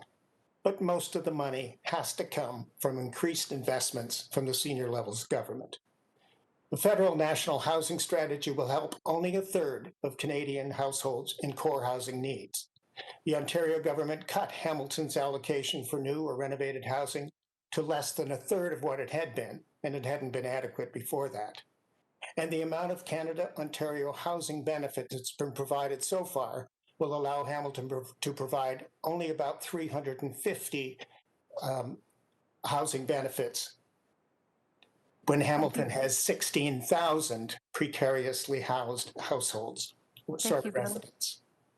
I would be happy to answer any questions. Thank you. Thank you for listening. Thank you very much, Bill. Are there any questions of the delegate? Right. Councillor Pearson? Madam Chair, my apologies. I did catch this earlier when I was reading the agenda, but because this is the rental housing and I am a landlord, I'd like to put it on the record that I may have a conflict for the record, hearing the comments that were made. Thank you. I have no question of the presenter, though. Thank you. Well, Madam Chair, on that point, then I must declare an interest to prevent a conflict as a result of my wife and I owning a number of rental properties. That's a squeegee toy. That's Billy Joel Marula. That's a squeegee toy. Yeah. Thanks. Thanks. Thank you. Okay. Mr. Johnston, thank you so much for your time this afternoon. Oh, I do have a Councillor Vanderbeek. Thank you, Madam Deputy Mayor. In light of the last two speakers, I too have to declare an interest because my family are landlords as well. Thank you. Thank you, Councillor. Okay, thank you again, Bill. There are no further questions with respect to your delegation. We're moving on to 6. Thanks very much, Councillor. Thank you. Good to see you. Good to hear from you, rather. 6.14, Dr. Linda Lukasik, Environment Hamilton. Thank you very much, Chairperson Wilson and members of the General Issues Committee for the opportunity to speak here today. As you know, my name is Linda Lukasik. I'm the Executive Director of Environment Hamilton. And I want to start by saying Environment Hamilton is very proud to be part of the Just Recovery Hamilton Collective. We helped to compile and we strongly support the list of recommendations set out by the collective in the recent report, some of which I will speak to today. Well, coming out of the pandemic, all of us as residents of the city have so much to critically reflect on as we figure out how best to move forward. Do we simply return to business as usual, or do we focus on charting a new pathway forward? Do we work to build a new normal that considers our pandemic experiences, the existing and new community vulnerabilities the pandemic has cruelly amplified or caused, in the hope that we are collectively better prepared for the next crisis? And speaking of crises, do we need to view this as an essential opportunity to ramp up efforts to address the climate emergency? The answer I'm going to give you is that we must do all of the above and do it with urgency, as though a viable future for our city depends on it, because it really does. We must act now to build a sustainable, climate-resilient, inclusive Hamilton. And there's a growing collective of organizations coming together through Just Recovery Hamilton that is aligned on this very perspective. We're building a community movement across sectors to collectively work towards a future Hamilton that embodies these important outcomes. Well, Environment Hamilton believes that a focus on implementing actions around mitigation and adaptation to ready ourselves for the climate tsunami that is coming, if done right, will effectively address many of the core elements of what constitutes a just recovery, not only to recover from the pandemic, but to move us forward along the right pathway to a climate resilient post-carbon future. And there are some key commitments with environmental implications that we believe need action sooner than later to get us there. And we urge Hamilton City Council to consider these elements very carefully now where budget-related allocations and decisions are concerned. And most, if not all, of these key commitments are wrapped up with how our city is evolving and growing, and with choices that all of you as city councilors will play a key role in making. And we have reached what is more than just a proverbial fork in the road. We have reached a key transition point where you will be making decisions that lock us into either a more or a less viable pathway forward as far as our journey to a post-carbon climate resilient future is concerned. So we are urging you to freeze the urban boundary, and we are actively mobilizing other Hamiltonians to add their voices to our call. We believe that the climate emergency warrants this, especially since this next decade is the crucial decade for reining in greenhouse gas emissions in communities across the globe in order to avoid catastrophic climate change. A firm urban boundary will provide the leverage the city needs to facilitate intensification within urban Hamilton, right from high density in the core to, quote, missing middle intensification along major arterial streets and in grayfield spaces like Eastgate Square, to gentle density through infill like second dwelling units within existing residential areas. Freezing the boundary is also a fiscal belt tightening exercise because we know that more compact urban form that comes with building complete communities will save the city substantial tax dollars over time while giving us a fighting chance to get to where we need to go on the climate resilience and community inclusivity side of things.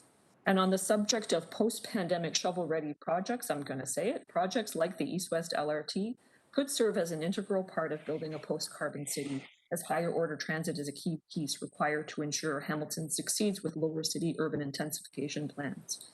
So foundational pieces like these must then be combined with other policies and actions in order to make inclusive city building reality.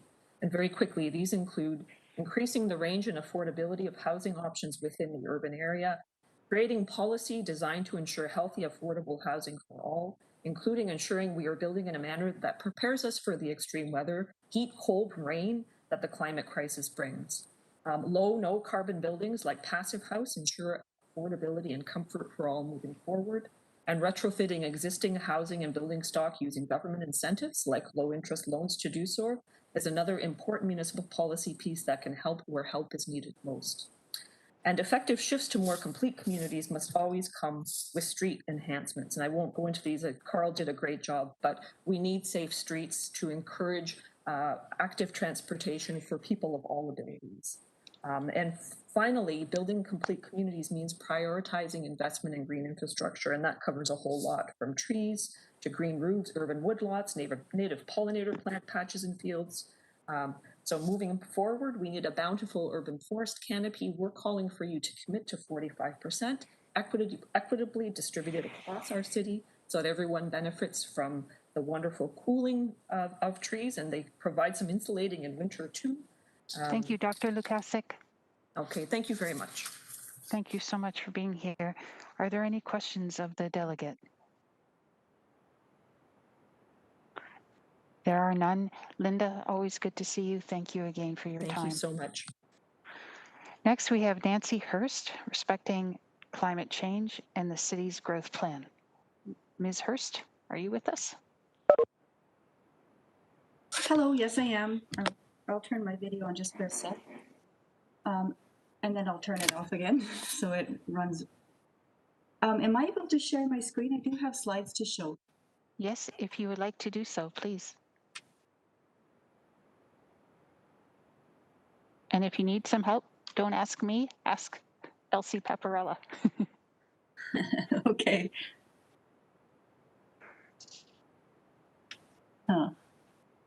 Not very clear which one I need to share. So. Okay, if you go down, oh, you've got it. Well done. Okay. All right, I'm getting there. Do you see an actual slide that looks like a Just Recovery for Hamilton there? Yes, is that your presentation that you're showing, or are you showing? Yes. There you go. Okay, all right. Thank you. Yep. Thanks. I do have my timer going, so my thing should be just 5 minutes. Thank you. Okay, thanks. Okay, thank you. Good afternoon, councillors, and thank you for inviting me. My name is Nancy Hurst, and I'm an Ancaster resident. And I would like to share my views as to why I believe that stopping urban sprawl would be a key step in a just recovery for Hamilton. Okay, there we go. Sorry. Okay. My daughter helped to put together Hamilton's 2019 climate strike, and I stood back and watched as she and her peers mobilized, shouted, and organized, trying to make adults listen to their message. And the message is that climate change is like Jenga. One by one, as the blocks are removed, we weaken our climate system tower. Some people mistakenly believe that we have another 30 years to rearrange our carbon-based lives, but the UN declared the 2020s to be a decade of transformation because the true target date is 2030. Since Canada has missed every single climate target to date, we now need to cut our emissions by around 50% in only 9 years in order to, or else we will have gained too much carbon momentum to be able to reach net zero by 2050. When Hamilton declared a climate emergency, the city hired a consulting firm, Sustainability Solutions Group, to guide our city's Community Energy and Emissions Plan, the CEEP. This report will be our city's roadmap to reducing carbon emissions to net zero. The lead consultant of this report, who Hamilton City is paying good money for his advice, says land use planning is the key lever to locking in or locking out greenhouse gas emissions at the municipal level.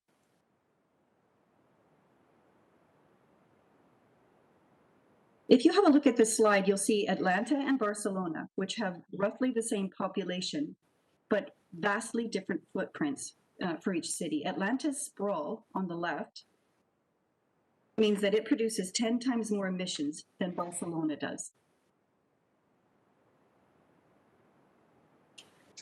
As well, Hamilton is at this moment planning our city's growth, but the Ford government has changed the rule book and now forces cities to plan a full 30 years ahead. Planning so far in advance, I believe, locks in potentially bad decisions into place. And I believe that the CEEP report should inform our growth plan. But to my knowledge, the growth plan will be published before our energy and emissions report is finalized.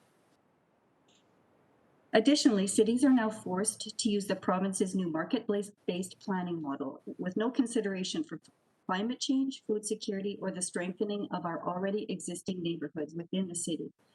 Ford's planning model has expensive sprawl built right in because it prioritizes single-family houses rather than the missing middle. And so in the long run, sprawl ends up costing the city more than it gives back.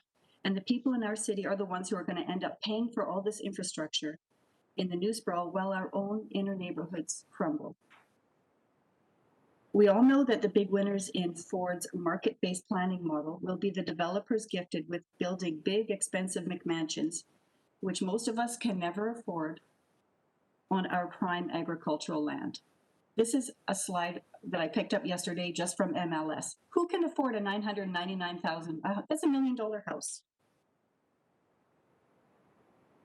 Only 4.8% of Canada's landmass is farmable, and of that, only 0.5 of it is Class 1 soil, and it's right here in Southern Ontario, and I believe it really must be preserved. Hamilton needs firm urban boundaries and a return to smart intensification instead of profit-driven sprawl, which funnels tax dollars out to the suburbs to pay for new infrastructure and away from existing neighborhoods that need the support. I wrote to each of you on council 2 weeks ago, and I thank those of you who responded with interest, to tell you that on February 1st, Halton Hills unanimously passed a motion to delay its official plan review until such time as proper public consultation can once again be conducted. COVID has restricted in-person meetings, and many residents simply don't have reliable internet with which to allow them to delegate and be part of the process.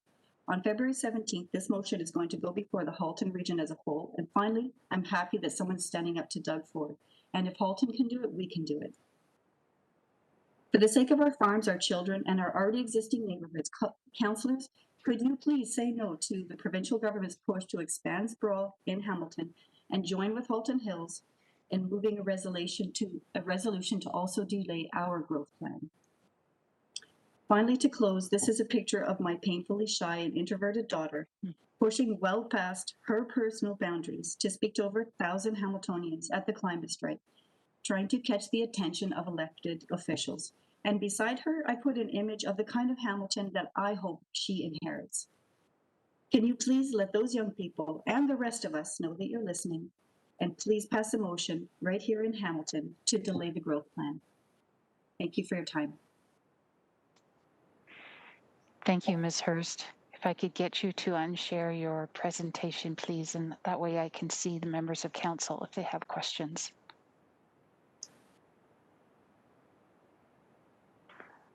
Are there any questions of the presenter? There are none. Thank you very much, Ms. Hurst, for your time and insight this afternoon. Next, we have, thank you. Next, we have Senna Rose Thomas, respecting the homelessness rate. Are you with us, Senna?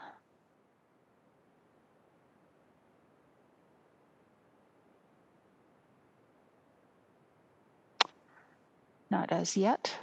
Madam Clerk? Through you, Madam Deputy Mayor, I would suggest then that we move on to the next speaker and we could come back to Senna at a later time. Thank you very much. You're welcome. Next, 6.17, Jeannie Mayo, the Seniors Advisory Committee, respecting transit needs for older adults. Jeannie, are you with us this afternoon?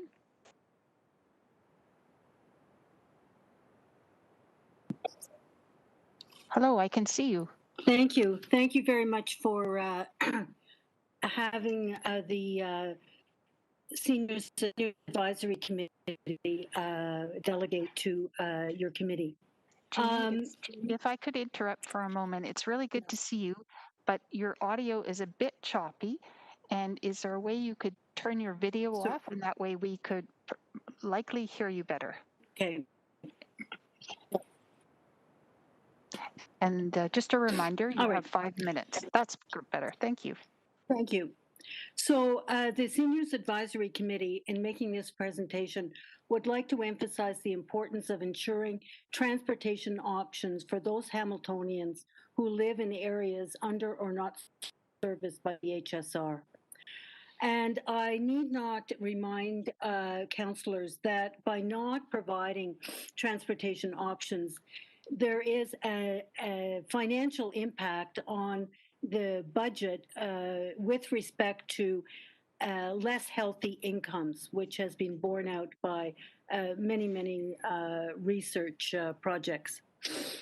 And so therefore, in contrast, these budgetary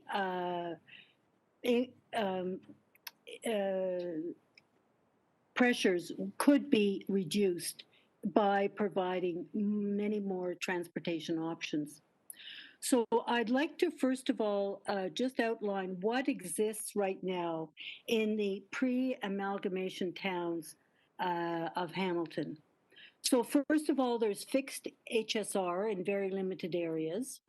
And then there's Transcab in circumscribed areas of Stony Creek, Glenbrook, and Mount Hope. And this option allows a resident to take a taxi to the nearest bus stop and vice versa. And it's important to note that people who take advantage of this option pay 50 cents on top of the HSR fare. And this cost has not increased since 1999. Also, there's DARTS and TaxiScript. So every resident of Hamilton who qualifies has access to DART services. And those who have access to DART services may purchase a TaxiScript book. And so they may purchase 3 taxi coupon books worth $40 at the cost of $24. However, for rural residents, because the trip is much longer than in the condensed urban boundary, $40 worth of TaxiScript does not go very far. There's also a park and ride, one park and ride at the Mountain Transit Center, which allows older adults who may not want to drive longer distances to park their car and then take the HSR bus. And finally, from 2009 to 2019, through various federal and provincial funding programs and the Hamilton Community Foundation, a bus service organized by Ancaster Community Services, Gladbrook Community Services, and DARTS took rural residents who live in these areas from each of their homes to shopping destinations. The destination was determined in consultation with the users and cost $7 a round trip. Unfortunately, no more funding is available, but limited service is available in Flamborough thanks to donations and fundraising. And finally, there is volunteer driving offered by many community organizations. So what we would like the Seniors Advisory, of course, Hamilton has already taken many policy, made many policy statements, which would lend one to believe that Hamilton is in favor of public transportation. And so therefore, building on these policy statements that Hamilton has already made, here are our recommendations. First of all, HSR should extend existing bus lines further into areas that do not have HSR service. The City of Hamilton should review the Transcab service. This service could be linked to more end-of-line bus routes so that more people could take advantage of this service. Also, the City of Hamilton should establish more park and ride areas and clearly indicate the existence of the locations on their website. Now, with regards to DARTS, of course, DARTS is an essential service and is extremely important for all Hamiltonians. However, the problem is that the pressure on DARTS is increasing because of the age. The older adults are aging, and the ability for people in rural and outlying areas to drive is decreasing. Ms. Mayo? Yes. I'm afraid you're well over your 5 minutes. Sorry. That's okay. Thank you for your time this afternoon. Are there any questions of the presenter? Councillor Jackson. Thanks, Madam Deputy Mayor. First of all, I would just like to acknowledge the excellent work of SAC member Jean Mayo. She's been on SAC for a number of years. And for those members of council who have not sat on SAC, Seniors Advisory Committee, she always does, and she knows I mean this sincerely, she always does excellent research and preparation in whatever recommendations her advisory committees that report up through Seniors Advisory Committee, their working groups as they're called. Jean has often been a wonderful leader in doing policy research and doing a lot of homework to ensure that the recommendations she brings forward to SAC have great debates, and ultimately the lion's share of them usually are adopted and of course make their way up through committee, standing committee and council. So Jean, I just want to say that I do appreciate it. It's been a wonderful honor working with SAC the last few terms, and especially with yourself as well. You're a very intelligent individual, and you share a lot of your experiences with committee and with council. Secondly, since Jean, Madam Deputy Mayor, went to her 5 minutes and I sensed wasn't quite finished, I would just ask through you to Jean, which is my prerogative procedurally. Jean, I see your 8 recommendations. How about just get to a bottom line, the essence of what you're sharing with committee today on our budget, maybe the 8 recommendations, what's the bottom line, the essence of it, that there would be equitable transit across our entire city, coast to coast? Through you, Deputy Mayor Wilson, please. Thank you. Jean? Yes, thank you. So the most important one is that the concept of the grocery bus be continued. And that means that the destinations, the HSR could take this on in terms of posting destinations on a website. People could then reserve, and it could be organized that way.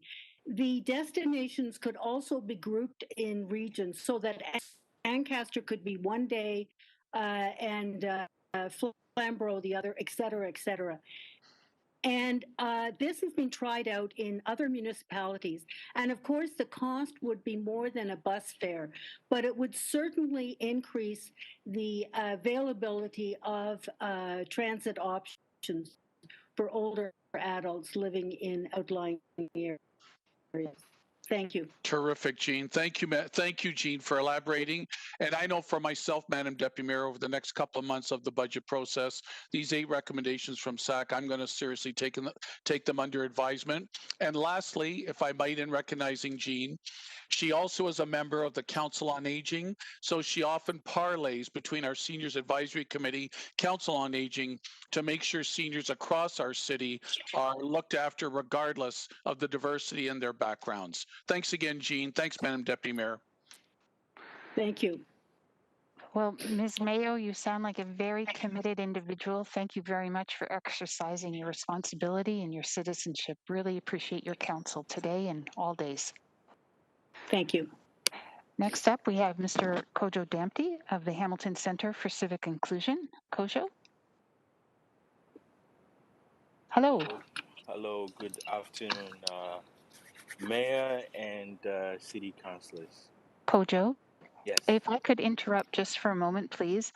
I can hear you, and I think other members can as well, but not the volume, not as great as we would need it. Is it possible for you to increase it? How about now? I'm seeing not yet. Kojo, it's Stephanie. I'm sorry to interrupt. Do you have anything on your headset that will allow you to speak into a microphone? Yeah, there's a microphone on the headset. That's a lot better right there. Yeah, okay, you can hear now? Thank you, yes. Okay. Thank you, Kojo. Sorry to interrupt, but we want to make sure we can hear the delegates. Yes, no problem. Thank you. You have 5 minutes, and please let me know when you're ready. I am ready. Thank you, sir. Okay, thank you. My name is Kojo Damte, and I'm representing the Hamilton Center for Civic Inclusion. We are proud to be part of the Just Recovery Hamilton Collective. We support all the recommendations set out by the collective, some of which I'll be speaking to today. Recommendations 70 to 75 deal with tackling systemic racism. These recommendations come from the historical realities and experiences of racialized communities in Hamilton and across this country.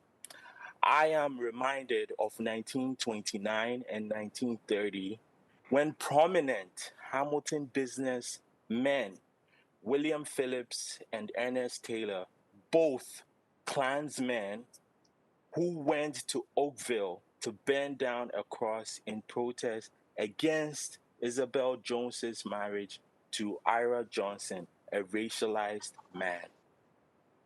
After their despicable act, the Oakville chief of police at the time, David Kerr, gave them a police escort back to Hamilton. This incident is the reality of systemic racism, hate, and xenophobia in Hamilton and this country. This incident sparked Rabbi Eisendrath to say many people publicly oppose the Klan's lawlessness, but at the same time are silently condoning the work of which the Klan seeks to achieve. This silence condoning is what causes people to shout, "All lives matter." This silent condoning is what causes Indigenous women to lose their lives at a hospital when they are in pain. This silent condoning allows racialized populations, healthcare workers, and people living with low income to be disproportionately affected by COVID. This silent condoning is allowing white supremacist groups like Proud Boys to organize here in Hamilton. This silent condoning dismisses Indigenous women and queer folks who work to protect the water. It is not enough to go back to normal. Many Black, Indigenous, people of color residents are calling for immediate action to address systemic racism. We cannot continue to depend on people's benevolence to address systemic racism. If we are to do so, the health and well-being of racialized communities is going to be at risk. Thus, it's important for the City of Hamilton to commit a portion of its city's operational and capital budget to the Urban Indigenous Strategy, which you have approved. It is important to provide funding to the Sisters in Spirit Committee of Hamilton and to commit to the 231 calls for justice from the Missing and Murdered Indigenous Women and Girls Inquiry Report. It's important to fund specific under-resourced racialized communities to meet their own social, educational, health, and civic needs. It's important in the middle of a pandemic to restructure the Board of Health, of Public Health's membership, to include members of the public from the following equity-seeking groups, such as women, people living with visible disabilities, Indigenous peoples, low-income communities, and Black and racialized communities. Lastly, it's important to commit to an anti-oppression and anti-racism fund that supports anti-racism work done by various community organizations here in Hamilton. A just recovery for Hamilton must focus on the communities in the city that are experiencing the pandemic's disproportionate negative effects. We cannot meet the profound inequity and hidden challenges that the current pandemic has exposed with fear and austerity. Together in a meaningful way, as we have modeled with this Just Recovery Collective, we can build Hamilton to be a better city, not just for a few, but for all. Thank you. Thank you, Mr. Dempsey. Are there any questions of the delegate? Okay. Councillor Nan. Thank you. Through the Deputy Mayor, thank you, Kojo, for being here. I wanted to ask a question as it relates to recommendation 74. And again, I've mentioned it before. Thank you to all the coalition members who put together the Just Recovery recommendations, over 100 and something for us as a council to consider. 74 talks about restructuring the membership of the Board of Health to include members of the public and specifically from equity-seeking groups. I believe this is the first time council is hearing about this. Can you speak a little bit about why? Yeah, so this recommendation is not new. The Toronto Board of Public Health has that set up. I think when we look at the current pandemic facing Hamilton, as all of you received in the October public Board of Public Health reports that showed that COVID is affecting racialized communities, low-income communities. So the point here is, if you have members of the public from these equity-seeking groups sitting on the Board of Public Health, they will be able to provide that perspective to what are the critical health issues facing various communities. We're looking right now in Hamilton, we're talking about a vaccine rollout.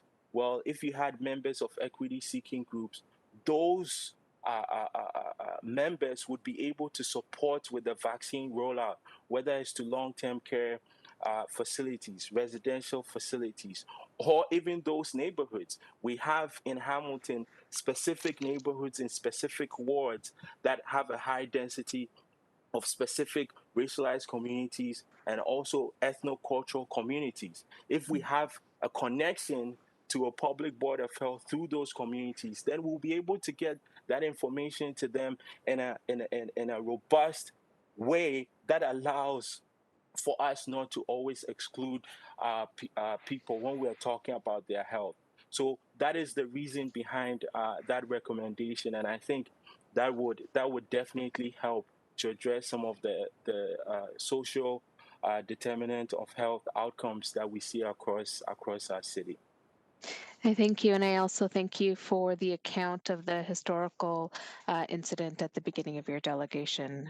Stark sometimes to hear our history, but I think important because it does indicate the degree to which we've been dealing with many of these issues, and specifically specifically dealing with racism and the presence of white supremacy in our city that often doesn't get spoken of.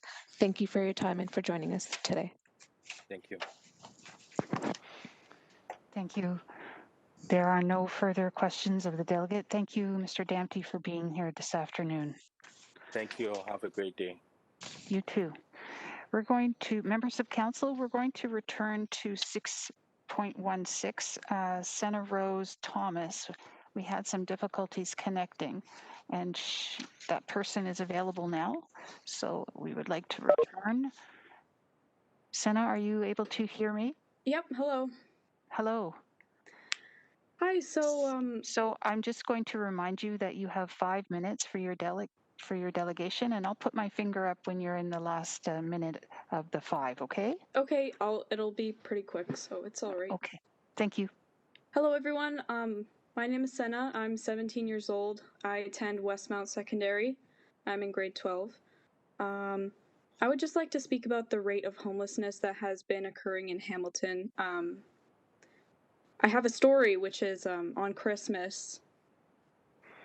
My mom and I went out with care packages, sort of, for homeless people around in Hamilton. We included socks, food, waters, things like that.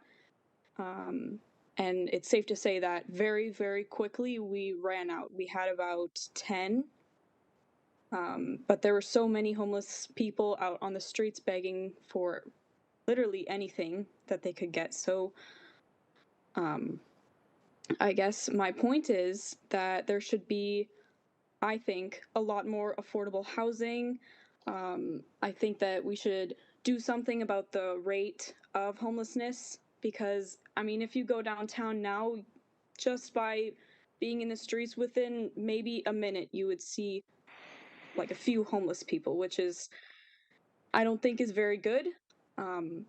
I know that before there were lots of tents that the homeless people used to live in, but I know that Hamilton did remove those people, and I just think, like, you know, where did their items go? Where did that was their life right there, and Hamilton kind of just booted them out in a way. So I just think that there should be something done about that.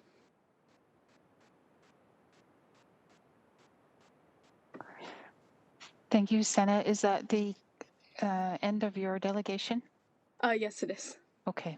Thank you very much for coming this afternoon. I'm glad we were able to get you back on. I'm going to go to members of council now, and they may have some questions for you. And I see a hand up. Councillor Farr.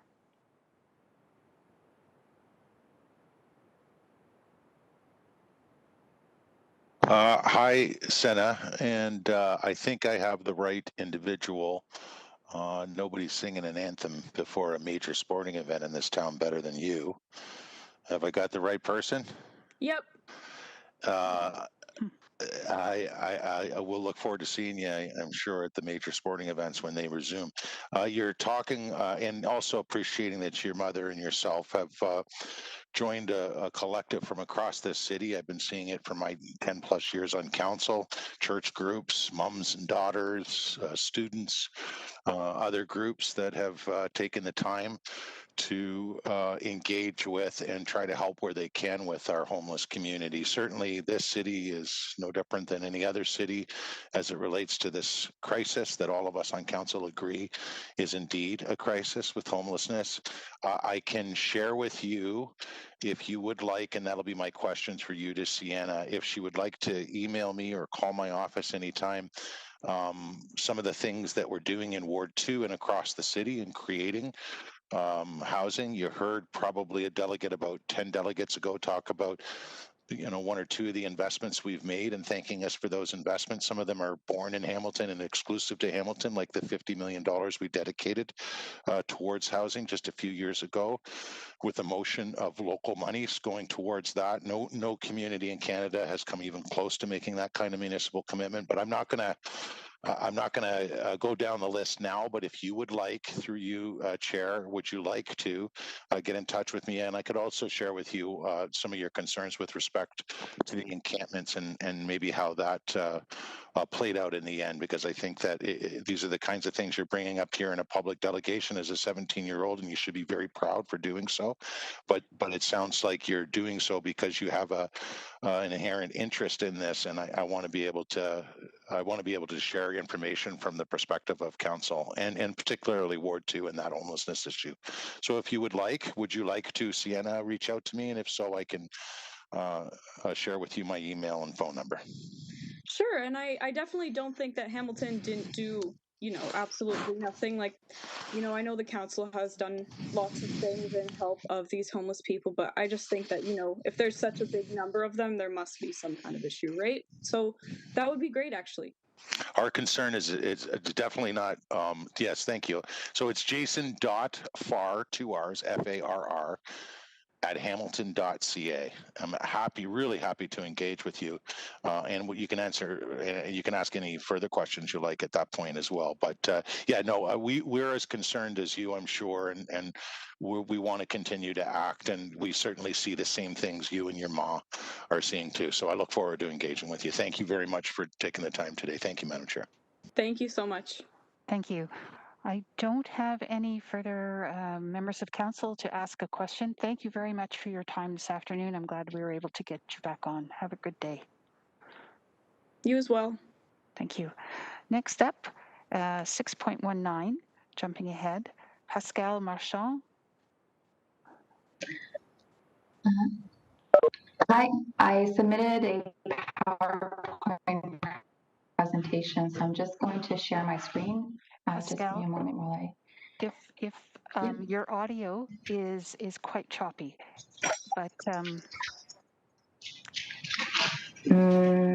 so I'm just going to get some instruction from the clerk for a moment on your presentation. One moment, please. Hi, Pascal, it's Stephanie. In order for you to share your screen, you're going to have to turn on your camera, I believe. Yes, you're going to have to definitely turn on your camera. So if your sound cuts out, we'll have to let you know, okay?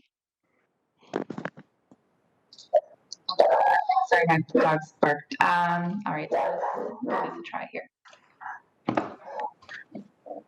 And just a reminder, Pascal, you have 5 minutes. Does that include dogs barking? Hey, I'm a lover of dogs, so what are you going to do? No worries. Just do your best, and I know you will.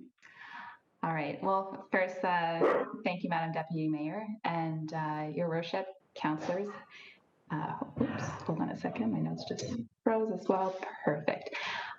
Here we are. So my name is Pascal Marchand, and I just wanted to situate myself a little bit, give you a bit of background about my positionality.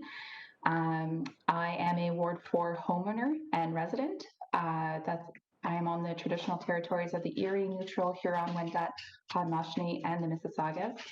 I am a third-year public health student at Brock University. I work full-time at Air Canada. I rely on transit and my bicycle to get around. And I also sit on the board of directors of Hamilton Bike Share Inc.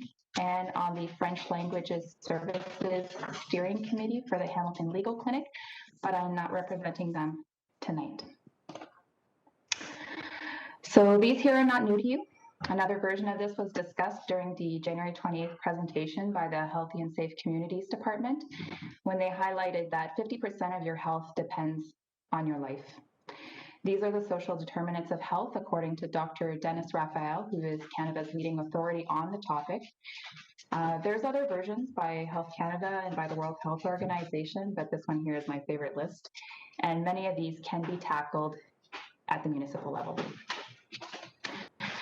The City of Hamilton doesn't seem to have any racialized data, but the City of Toronto pulled up the ethno-racial and income data related to COVID-19 cases, and we can see that the share of COVID-19 cases is not proportionate to the share of the ethno-racial groups population.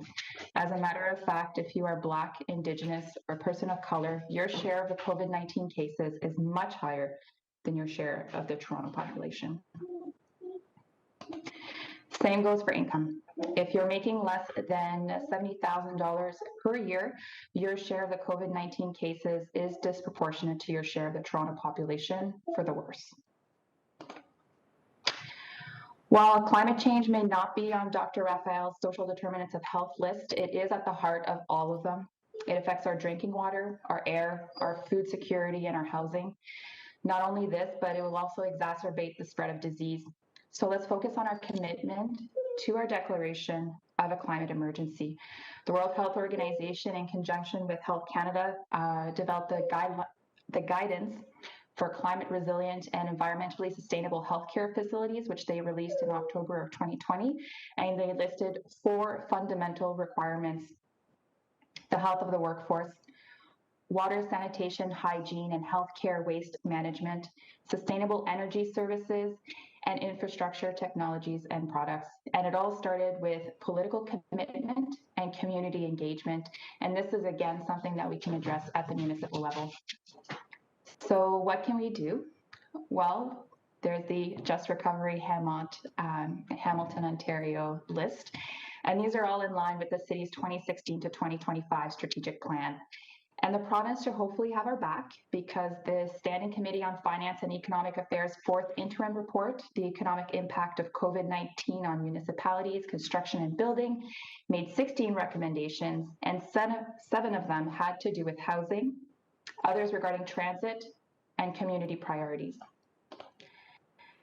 And I'm going to take it a step further and even ask that we reallocate the budget from the Hamilton Police Service and redistribute it to fund the public health and the Healthy and Safe Communities Department.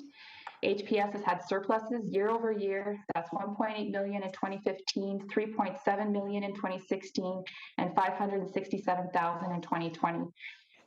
And yet they're asking for an increase. They always ask for an increase. They have reserves, enough to build a new forensics building, which I'm sure they'll make great use of. But yet we rely on the beneficence of groups like Indwell to build affordable housing in this city, and it simply does not make any sense, especially in a public health crisis. And on a personal note, my brother lives with bipolar, and we've had to call Coast, but they weren't available. Funding, staffing. So instead, a uniformed police officer and a social worker showed up to our house in the night in a cruiser to attend to my brother. I didn't feel comfortable. I didn't feel comfortable with this. And people who look like me are not disproportionately targeted by police. The police should simply not be making mental health calls. Thank you for your attention, and I'm available if you have any questions. And I'm going to try and turn off the screen here. That's right. Thank you. Thank you very much. Are there any questions of Pascal, please, from members of council? Pascal, you sound like a very, very busy and committed individual.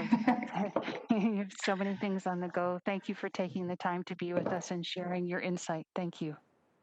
Thank you for having me. Have a good day. You too. Next up, members, we have Sue Markey, respecting the Hamilton Just Recovery Initiative. Sue, are you with us?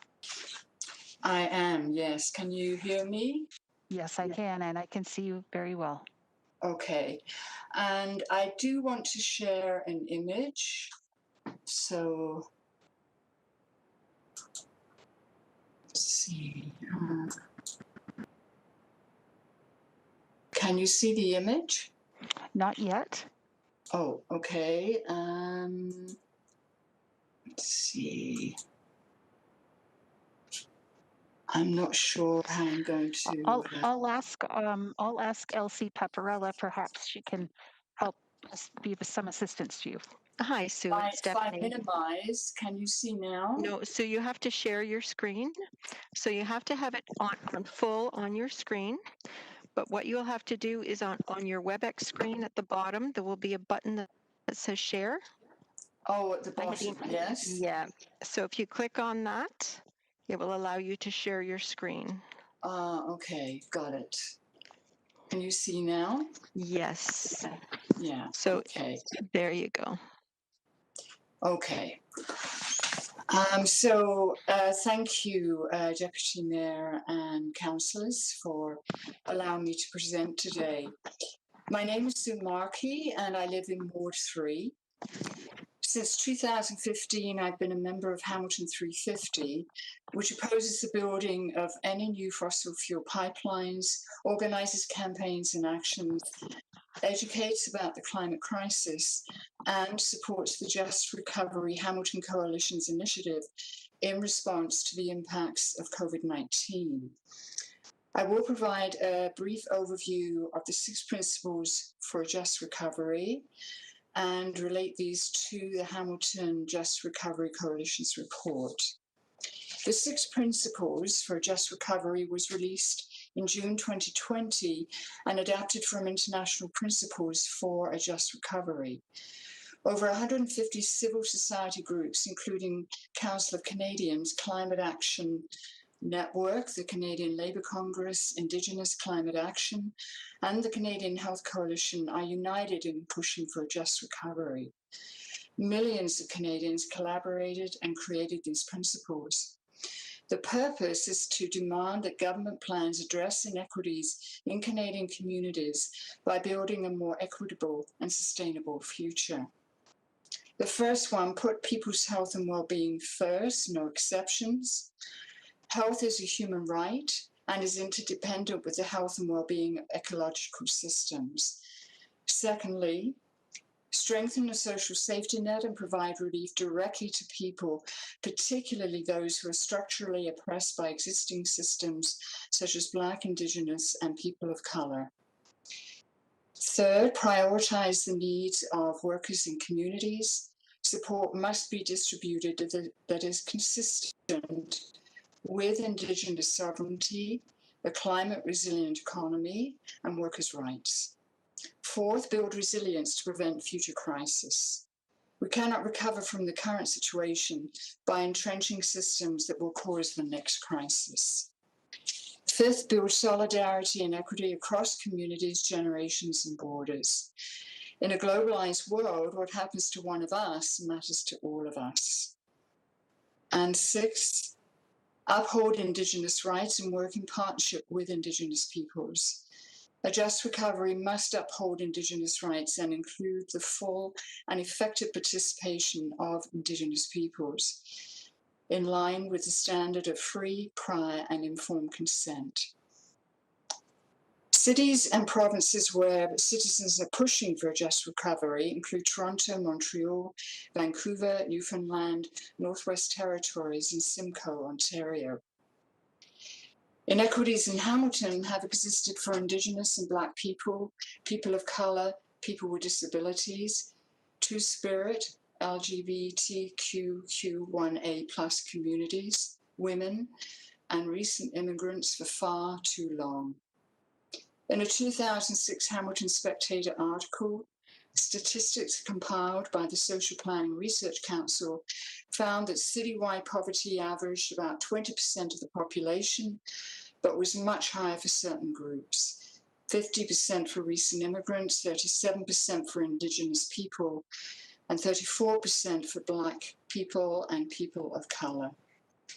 The 2010 Code Red Hamilton Spectator series, in collaboration with McMaster University, revealed incredible disparities in social, economic, and health indicators based on where people live.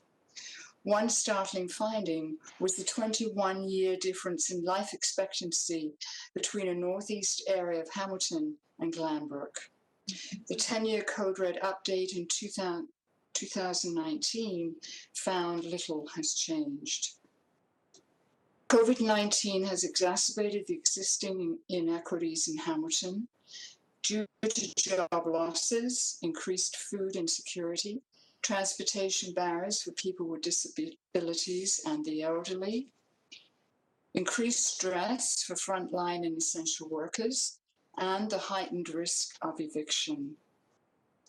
The Just Recovery Hamilton report provides a positive, hopeful alternative vision to address inequities and COVID-19 impacts.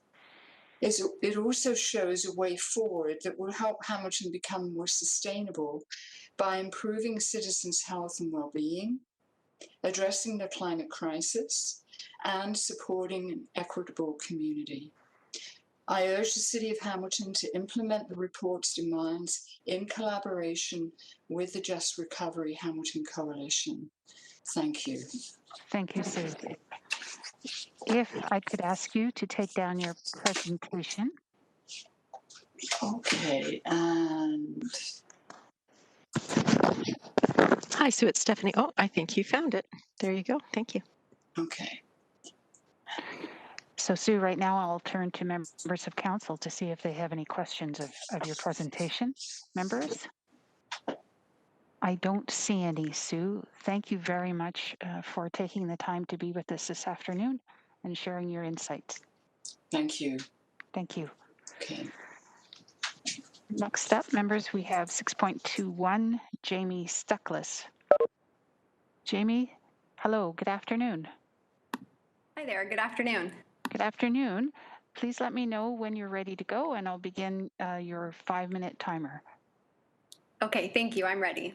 Thank you, Jamie. All right, so good afternoon, everyone. My name is Jamie. I live in Ward 1, and I'm presenting to you today as a resident. Thank you for the opportunity to appear before you and discuss the 2021 municipal budget. I'd like to start by voicing my support for the recommendations outlined by the Just Recovery Hamilton Coalition. I'm grateful to live in a place with such compassionate and thoughtful community leaders, and I hope that council and city staff will seek to work with the coalition and engage with community members to implement their urgent recommendations. While it's hard to choose just one thing to focus on from the over 150 recommendations that the coalition has put forward, I know that my time today is limited, so I would like to strongly urge council to invest in providing winter maintenance of all of our sidewalks. We may not get as much snow as cities like Montreal or Ottawa, who commit to clearing thousands of kilometers of their sidewalks each winter. But we do get enough snow here in Hamilton for it to be a real mobility barrier for thousands of people in our community. Moving here a few years ago from snowy Ottawa, I was especially surprised at how snow and ice is allowed to accumulate for days and sometimes weeks at a time on uncleared properties and in piles blocking crosswalk curb cuts, making them not only impassable, but also very hard for anyone to clear away. Universal maintenance of our sidewalks in the winter seems to fit into the priorities that have been outlined for this term of council, including addressing climate change, increasing multimodal transportation, and prioritizing equity, diversity, and inclusion. It also would address several priorities outlined by the Just Recovery Hamilton Coalition, including investing in women, mobility justice, and disability justice. Through delegations last year, op-eds, and online surveys, Council has heard that this is a priority if we want to create an equitable and accessible city, and we need to act on this as soon as possible. I understand that any decision about winter sidewalk maintenance has been deferred to these 2021 budget deliberations, and I hope that the city will move forward and ensure that it is part of the winter program this year. On a similar note, I'd like to echo calls by the Coalition and several other speakers here today for a greater investment in mobility through a connected cycling network that serves people of all ages and abilities, as well as city support for the ongoing operations of our incredible bike share system. Secondly, I would like to support the forthcoming motion to reallocate Hamilton Police Services surplus back into the community. I strongly support this and would like to see those funds reallocated to housing and community-led harm reduction supports. I am frustrated to see the continued overfunding of the police while much needed community services and organizations are underfunded, especially as we deal with the pandemic and its disproportionate effects on communities that have been made vulnerable. I'd ask Council to vote against the proposed budget increase for the Hamilton Police and vote in support of the motion to reallocate any police budget surplus to the community. Lastly, let me close my delegation by asking Council to review and update the community engagement process around the annual budget. We have only this one day where community members can make delegations to Council. Personally, Budget Day is a very intimidating and time-consuming process to participate in. It has been so inspiring to listen to fellow delegates here today, but I am sure that participating in this process may not be realistic for everyone in the community. I'd urge Council to follow the precedent that has been set in other municipalities like Cambridge, Peterborough, Ottawa, Waterloo, London, and others, and provide multiple avenues for public engagement on the budget. These budget engagements could also occur as early as the spring or summer, providing residents with information about the budget and its impacts, and allowing feedback to be incorporated from the community earlier in the budget drafting process. Thank you again for the opportunity to appear before you today and share my thoughts. I appreciate any questions that you may have. Thank you very much, Jamie. I'm looking to members of council to see if there are any questions. I'm going to ask Councillor Clark if he could take the chair because I have two questions of you. Please proceed, Councillor. Thank you. So, Jamie, it is with respect to the overlay of equity and mobility, again, a theme which I know you're passionate about. You're specifically focusing on sidewalks, and I think you identify as a female. I was wondering if you would share some thoughts on that relationship, please. Jamie? Thank you for the question. And yes, there definitely is a relationship between, the mobility options that we provide and the mobility options that we prioritize, and equity, and particularly gender equity in the city. And I was really inspired a couple of years ago by a study that came out of Sweden that actually found when they decided to apply a gender lens to their public works budget, they found that if they really wanted to be prioritizing the mobility of women, they had to start plowing sidewalks first, because they found that it was more typical that people who identify as women were making walking trips, walking to school, walking to work, walking around their community. And by prioritizing the clearing of roads for motor vehicles, they were prioritizing the movement of men over the prioritization of movement of women. So, that was one thing that really got me interested in the idea that, it's not simply about, walking somewhere and creating that safe space. It's also about making sure that all people in our community have access to the transportation needs that they need. And obviously there's also, a disability justice lens to clearing sidewalks as well, for people with mobility devices to be able to get over curb cuts and not have to get over snowbanks or walk in the middle of the street. And, really anybody who's pushing a stroller or pulling a grocery cart or walking a dog or a small child, the snow and slush and ice can create a real mobility barrier as well as a safety concern. And so there are lots of different elements that are important to consider when we decide whether or not we want to plow our sidewalks in the winter. Councillor? Thank you very much. I have one question with respect to your comment about the budgeting process per se and community participation. I love the fact that you acknowledge that it can be an intimidating experience and having to wait and use all your day. I just wanted to give you an opportunity because you've referenced, which is always handy for me. I wrote it down: Cambridge, Peterborough, Ottawa.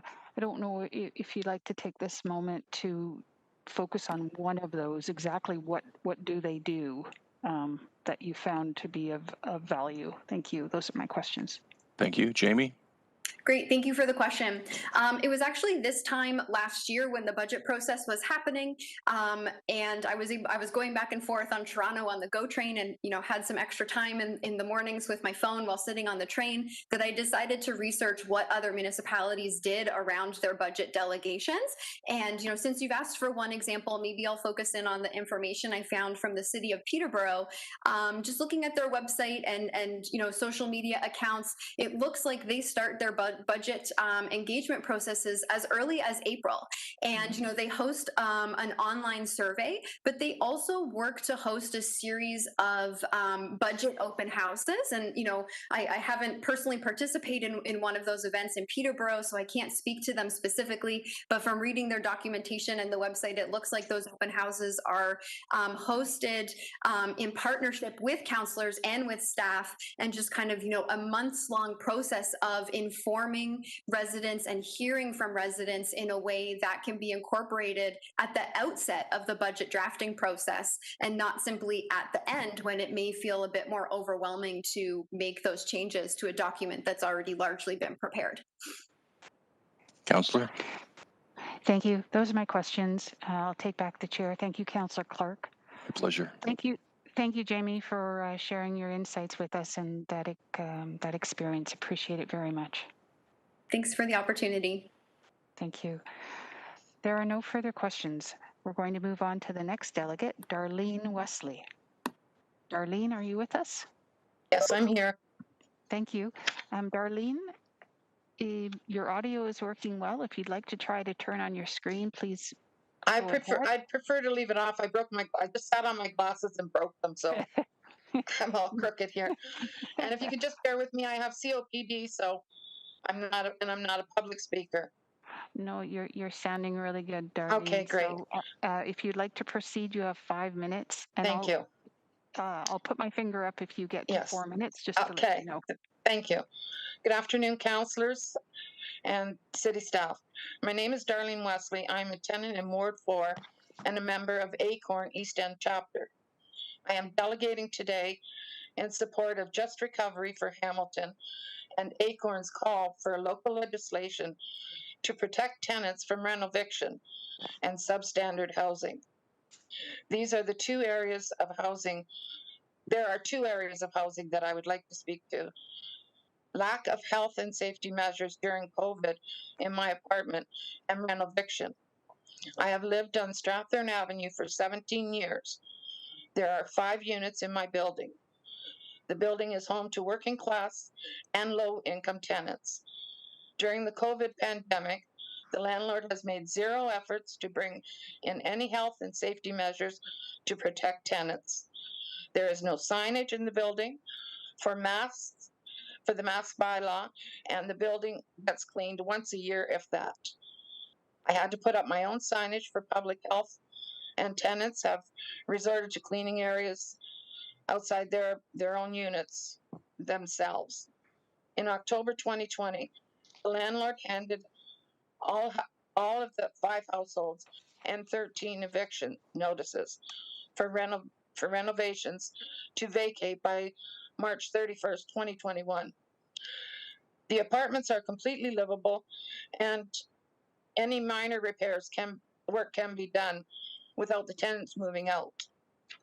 My landlord is concerned with his profits that he's going to make from selling the building.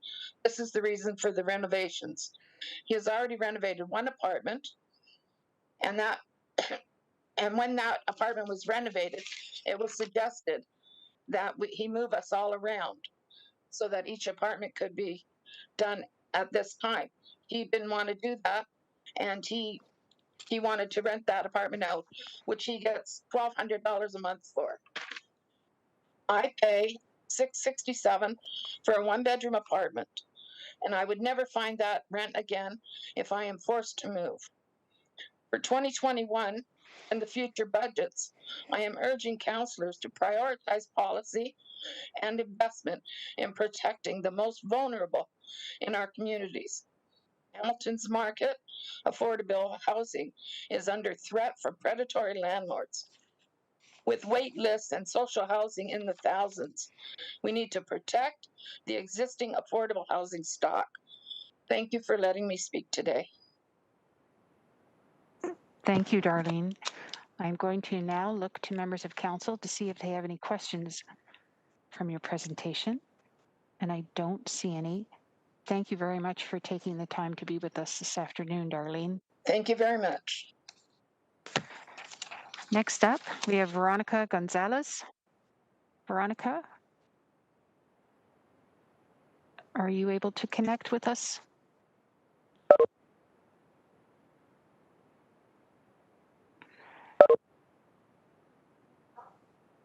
So you're on the meeting. Veronica? Hello? Hello? You can hear me? I can hear you, Veronica. Okay, let's see. Great. Would you like to try turning your screen on or no? It's up to you. Sure, it might, just let me know if it breaks because I can take off the video and just have sound. I will do that, but so far, so good. Great, So thank you. Just to let you know, you have 5 minutes, and I'll put my finger up like this when we get to 4 minutes, okay, to let you know. Okay, thank you very much. You're welcome. And thank you to all councillors and everyone that's here for listening and taking your time. My name is Veronica Gonzalez, and I'm representing Hamilton Acorn. We're proud to be part of the Just Recovery Hamilton Collective. We support the recommendations set out by the collective, some of which I will speak to you today. The Just Recovery report demonstrates how our struggles are connected and demographically shows that the struggles are in the low-income communities and in the marginalized constituency. It's easy to pick on the vulnerable. It's easy to hide where the real issues come from. During this pandemic, we've had to reach out to each other and start talking because it's a matter of survival for some of us. I've been a member of Acorn for 3 years now, and because I went through an experience with a landlord, but I noticed that this is bigger issue than just getting repairs done in your building. We are getting pushed out from our homes by predatory tactics, and it's happening to everyone across Hamilton. Some are more fortunate because they can afford the high rise rents, and move to this only lasts so long because there's no vacancy control in Ontario. Some renters don't have the room to negotiate either. Through the pandemic, we are also noticed that not everyone has access to tools like computers or smartphones, little less internet access. And these people could be getting evicted from their homes and no ways to defend themselves as we speak. Housing is our dignity. The affordable housing in the city is getting taken over by financial entities that are not contributing much for the amount of profit they are gaining. And it does not equal to the economic damage and social damage in families and individuals, as well as the damage to the buildings from the negligence of their properties, which is at a huge expense by the climate. The problems we've identified existed long before the pandemic. However, COVID-19 has created a sense of urgency in our response. Acorn and the Just Recovery Coalition is urging the city to use all of its municipal powers and tools to protect tenants from an eviction. As an example, other jurisdictions in British Columbia have led the way with passing an anti-rent-eviction bylaw and landlord licensing program. In response to the COVID and high rate of evictions, the coalition is also calling for a municipal rent bank where any tenant in financial need can receive a non-repayable grants so that tenants can get the funds they need without falling further into debt. Many buildings have no superintendents, which means no supervision for the maintenance of building. During COVID, people in these buildings have suffered the most. The public health recommendations are to stay home, but many Hamilton landlords have failed to adopt enhanced health and safety measures to protect tenants. We need to prioritize healthy homes during the COVID-19 and beyond, including reassuming building inspections. enforcement of all property standards, and implementation of all COVID health and safety measures as recommended by public health. The issues are constant and growing. Our number one priority is to start conversation with you. We want the community and the city council to start thinking about innovative ways that Hamilton can recover from COVID-19. And they are just at all demographic levels we need to include. We don't want to go back to do business as usual. We need to specifically consider the groups who have been disproportionately impacted by the pandemic. The coalition members have been advocating on the issues and talked in solidarity. With this policy report, we bring the city some solutions that all the nonprofit groups gathered to advocate for the vulnerable people in the city. Just Recovery for Hamilton must focus on communities in the city that have experienced the disproportionate negative impacts of the pandemic. We cannot meet the deep inequality and hidden challenges that current pandemic has exposed with fear of austerity. Together we can build this better. Thank you very much for listening. Thank you, Veronica. You're welcome. We have And a if question. anybody has questions, yeah. Thank you. We do have a question. Councillor Nan. Thank you, through you, Deputy Mayor. Thank you, Veronica, for joining us this evening. I just wanted to raise 2 points that you mentioned in your delegation. You mentioned the rent bank, and you also mentioned a reference to a BC legislation. I believe it was the City of New Westminster who put forward an anti-rent evictions bylaw and have it now in operations in the city. And so for both of those, I just wanted to flag for the public record that a rent bank of $500,000 was established through Emergency Community Services Committee at the end of last year. And I believe Councillor Clark had moved a motion to review the anti-rent eviction bylaw, and we do have a pending staff report coming back to ECS on that one. So both of those items that have been raised by yourself and ACORN and also through the Just Recovery report are in the process of being addressed, recognizing what you said in terms of the urgency regarding the pandemic environment and the reality of not having property standard inspections going forward right now, and the practice of rent eviction, unfortunately, and I think quite disrespectfully, being engaged in by many property owners and landlords across the city of Hamilton. So I just wanted to acknowledge those 2 points for you, and also say thank you for joining us today and raising the voices of tenants at this time. Thank you. Thank you very much.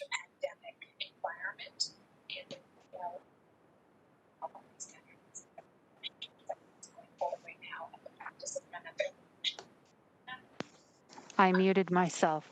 Thank you very much, Veronica. There are no further questions.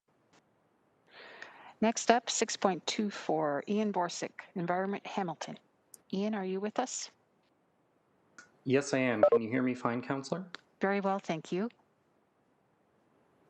Just a reminder, Ian, you have 5 minutes. I'll hold up one finger if you get to the 4-minute mark, just to let you know, because I don't wish to interrupt you. Thank you. Great. Well, thank you, Council and Mayor. Thank you so much for the opportunity to speak today. Before I get started, I'd just like to reiterate something that other delegates have said today, in that it would be truly fantastic to have more opportunities to engage. As a regular delegate to Council, I still get nervous delegating to you all, even though I know you're all very friendly in person and things like that. I would like to speak in favor of the Just Recovery Hamilton principles as well, but today I'm going to be very specifically speaking to you all about the need to maintain investment in public transit and really prioritize public transit investment as we go through this next year, a really vital year before we fully recover from the pandemic. Just before I really get started, as a personal aside, just before the pandemic started in 2019, my mother had a double lung transplant and then suffered a pretty major stroke a few weeks later. And we very thankfully for our family had her out of the hospital and home well before the lockdown first happened. I bring this up because I've really enjoyed being able to drive down the QEW these last few months for the few times I have been needed in Toronto to visit my parents. And it's been truly fantastic to have no one out on the roads and have all this space. But ultimately, at the end of the day, we need to recognize that this isn't going to remain. Investment in public transit is extremely key at this moment, even though we've seen reduction in revenue, because we know that as schools continue to open up, as McMaster and Mohawk and other post-secondary institutions across our city begin to resume in-class learning, it's going to hit our system very hard. And I have a lot of confidence in the HSR and our HSR drivers to adequately address that. But really what we need to be focusing in on while we're recovering from this pandemic right now is implementing the appropriate investments that will ensure that we're set up for success post-pandemic so we don't end up with a Carmageddon. Right now in the city of Hamilton, we've seen fairly decent ridership, while in many cities in North America, we've seen cratering investment. We have managed to secure federal and provincial funding.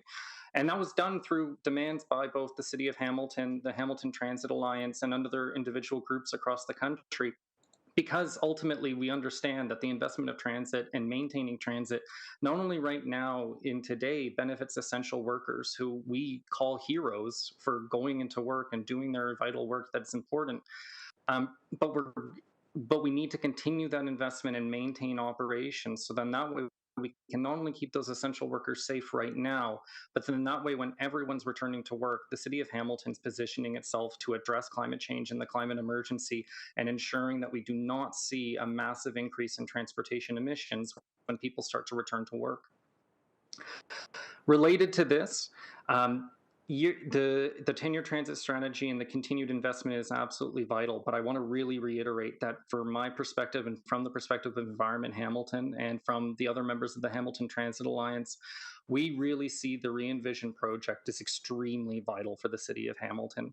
Yes, it was delayed, but in a lot of ways, it's better that it was delayed when it was, as opposed to getting started a year earlier. So I think in a lot of ways, we have an incredibly exciting opportunity to ensure that the network reconfiguration that's brought forward not only benefits all of our employer hubs around the city that are reporting that they simply are having trouble hiring young workers because they don't own a car, but also helping people get to where they need to go on a regular basis. HSR was doing some fantastic community consultation prior to the pandemic hitting, and I'm really excited to see them continue that.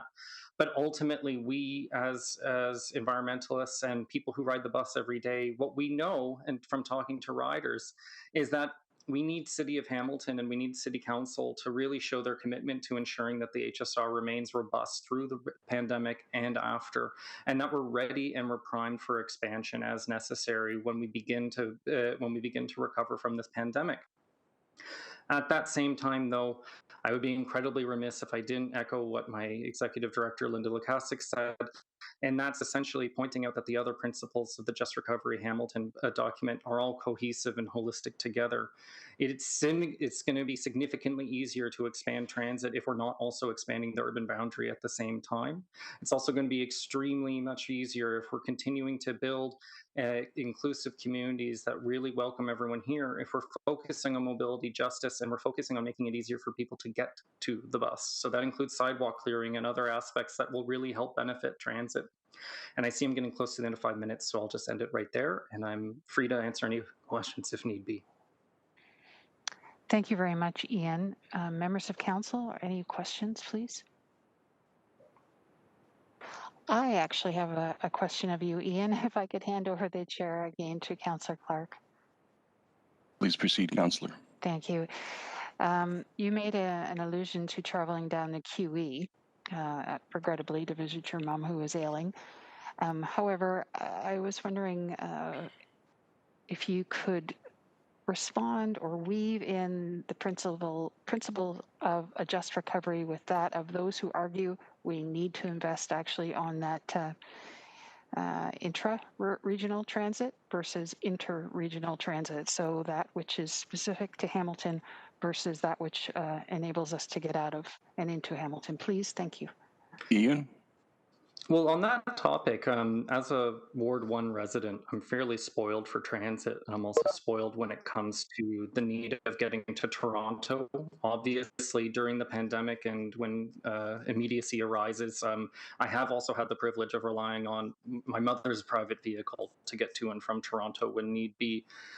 But that said, if I didn't have access to that private vehicle, I would be relying on hopping on the go. And if I lived elsewhere in the city of Hamilton, I would have been relying on the reduced service for the HSR for much of this pandemic to then get to the go, which also had reduced service, to then get to Toronto to get to my family. So really within the Just Recovery principles and focusing in on where we're building transit and with the network reconfiguration coming up, I think what's incredibly key while we're looking at an inclusive city is focusing in on how we can ensure that people within the city of Hamilton are able to get to those connection hubs, such as the downtown GO station. But then continue to advocate for the need for continued provincial investment. And that does mean investing in local service as well as interregional. And I mean, really, this pandemic has shown that municipalities funding the 100% of transit, or at the very least 100% of operation of transit, just simply is not sustainable. So we, as at Environment Hamilton, will certainly continue to advocate for continued investment from the province as well into both the HSR, but also interregional transit. Councillor? Thank you, Mr. Porras. Thank you, Ian. Appreciate that. And thank you, Chair. Councillor. I'll take the chair back. There are no further questions. Thank you for your time and insights this afternoon. Thank you. Next, members of council, we have Barry Conway from QP Local 5167. Mr. Conway, are you with us? I am, yes. Good afternoon. All set to go? Whenever you are, sir. Okay. Hi, folks. Barry Conway with QP Local 5167. I represent the municipal workers for the City of Hamilton, predominantly the folks that wear orange out there cleaning your streets during snow events, picking your garbage up, water workers, some recreation workers, and other folks. And our local represents a broader range of essential workers that have been here through this pandemic and essential to the functionings of this city of ours. I'm here to ask that we don't look at any budget cuts, that we actually look at expanding the budget to provide essential services to the city on multiple levels. I think, we've noticed that there's been a 10% increase in home sales last year through the pandemic. This city is growing outwards. We're seeing more folks moving into here. And if anything, we need additional services. Along with this rise in home sales, comes the unfortunate part of displacement, comes the gentrification, and that's where we're seeing other services that our local provides that need to be funded as well for people that are being displaced, folks that have low-income housing, just a wide range of things. We need to look at stuff to protect workers. We had some young folks here speaking about the student living wage, which our local advocates for as well, and something just to touch on that. The work those students are doing is the work of a laborer, and a laborer for our local earns $25.87 currently. And we're asking these students to do it for $14.25.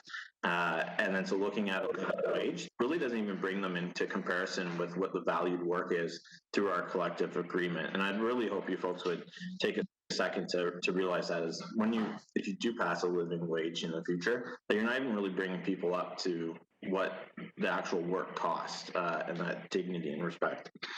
I think we also need to look at how this pandemic has affected women. We represent the 2 long-term care homes in the city of Hamilton, predominantly women of color that are working there. These folks have had their vacations canceled. These folks are working extra additional hours due to the province saying you can only work at one home. So we have a lot of part-time folks.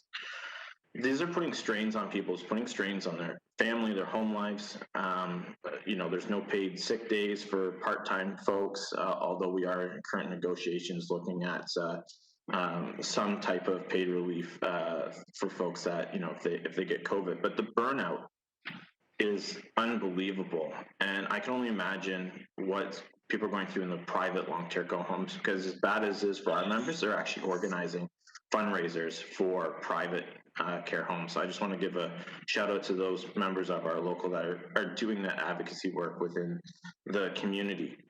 I really think we need to start looking at how do we provide these services? Where do we get the funding? Our local passed a motion calling for the surplus of the police budget to be reallocated into funding for affordable housing, social housing, as well as social programs.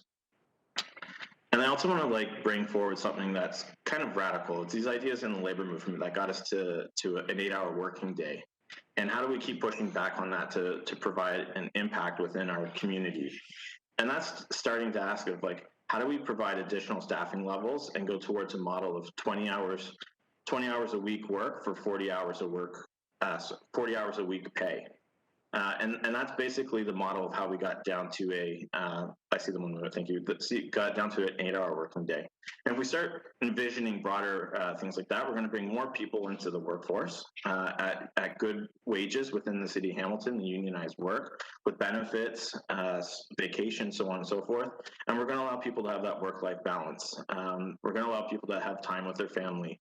We're going to allow people to actually enjoy life. And these are big ideas, but they're big ideas that need to start to be discussed, because this pandemic has shown us how work is. So many more things are possible to expand on this. So I'm going to end there with a few seconds left and take up any questions folks have. Thank you.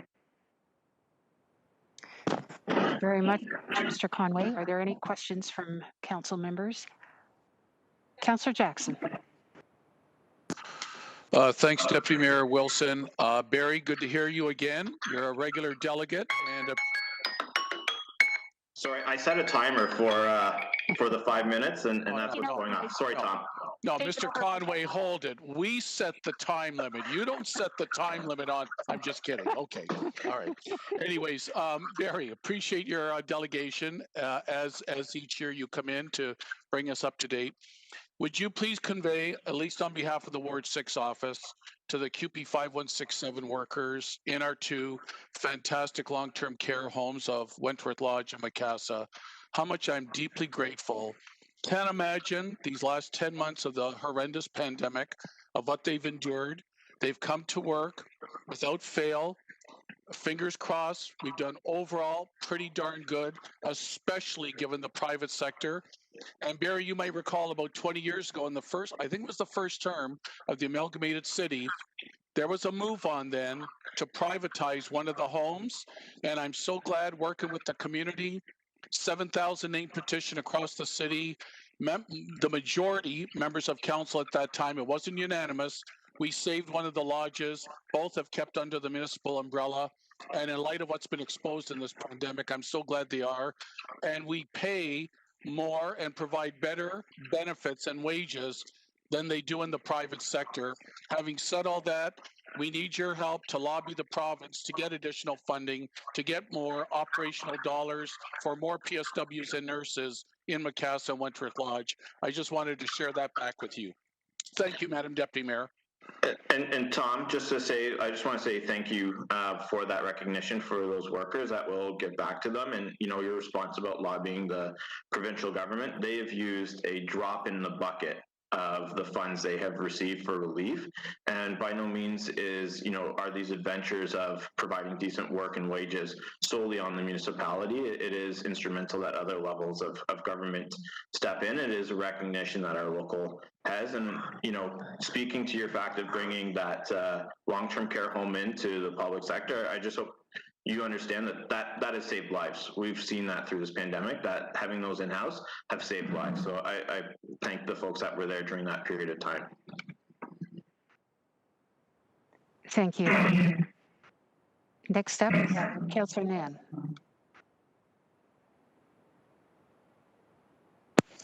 Thank you, through the Deputy Mayor. Thank you and good evening. Barry, thanks for coming in to delegate.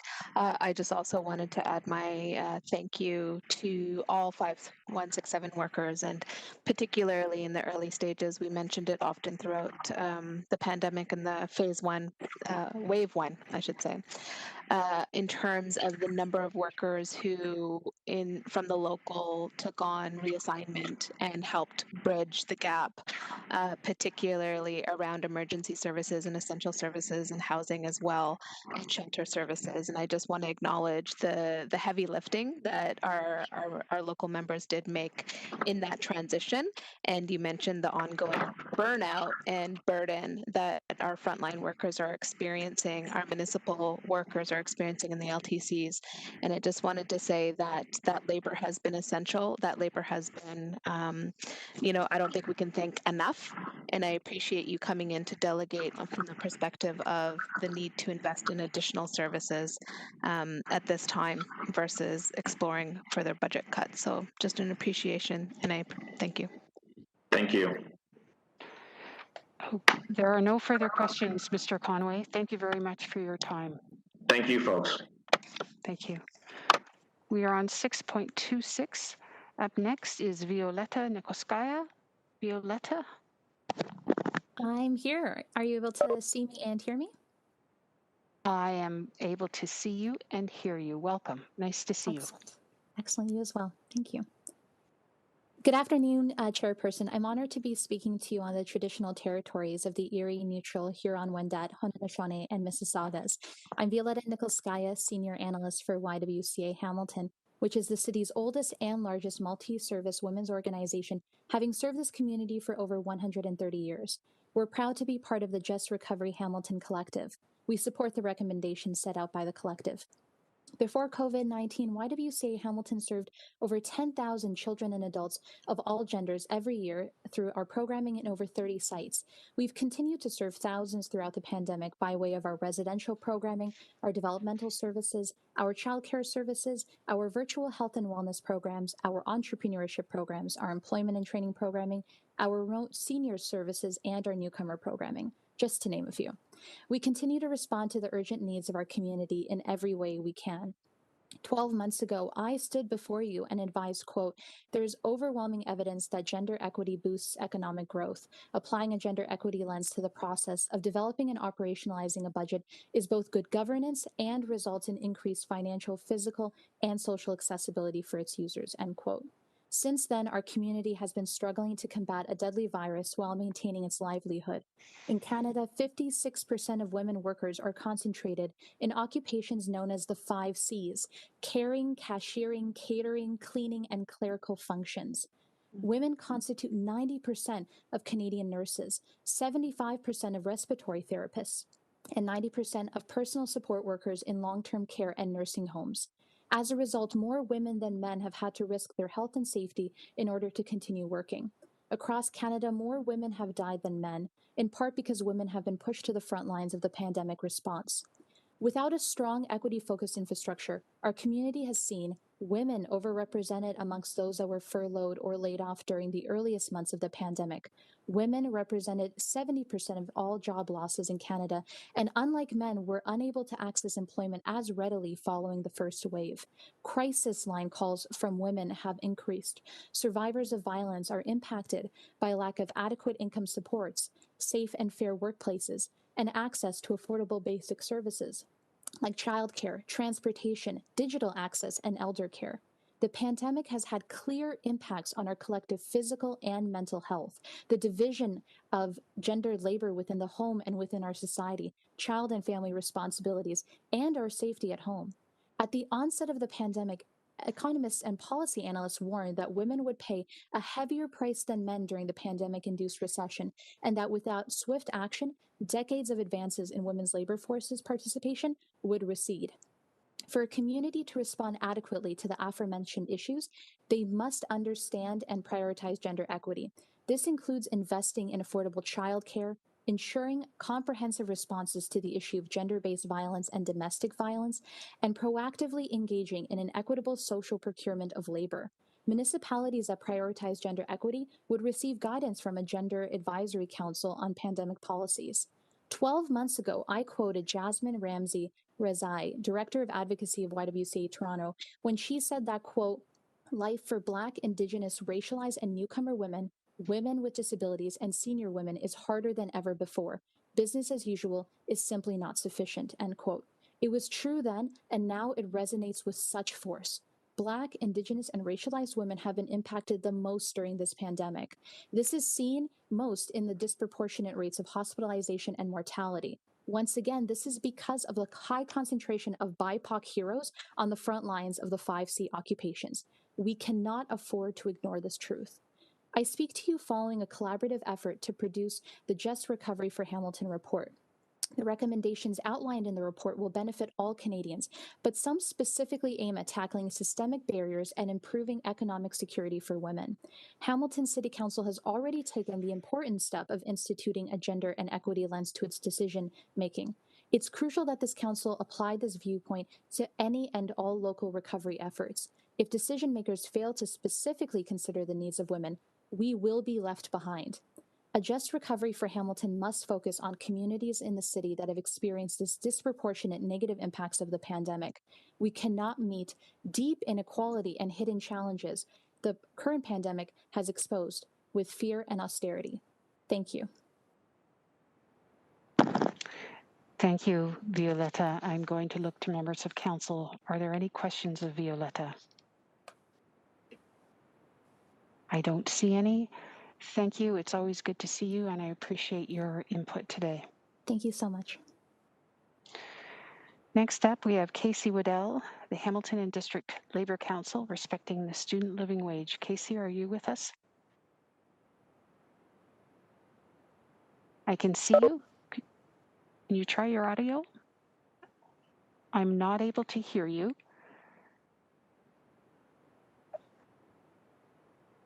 No, not. Oh, maybe. Hi, Casey. It's Stephanie. You're not muted, so it might be. Do you have a microphone or a headset? Because we can't hear you at all.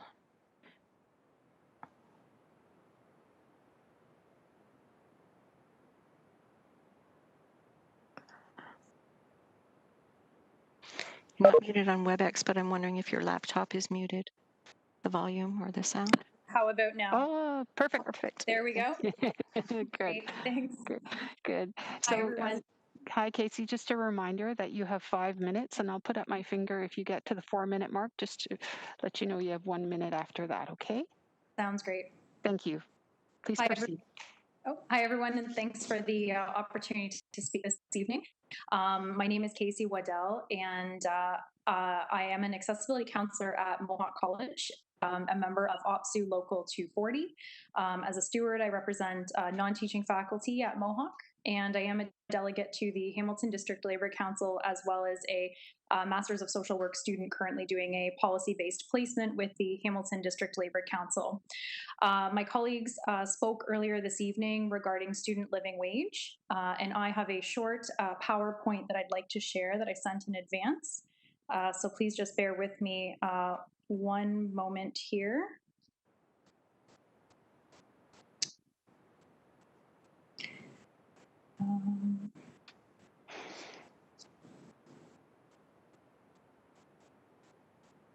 And it seems that it's not allowing me to share screen.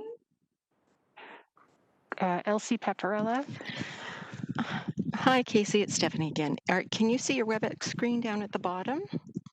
There will be a button that says share. I think we lost you all together there.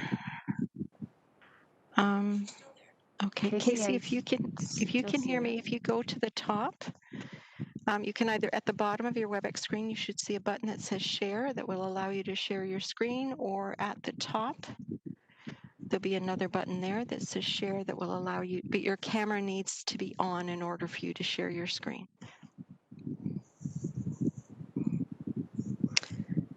Can you still hear us, Casey? Madam Deputy Mayor, you may want to go to the next speaker, and then when we can get Casey back. So Casey, if you can hear me, we're just going to move on.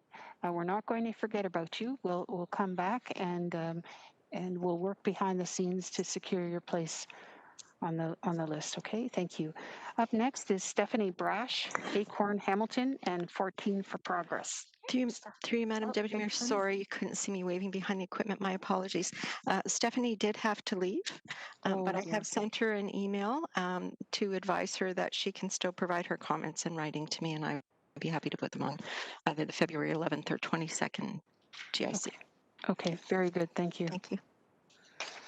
We'll move on to 6.29 then. Paula Grove. Paula, are you with us?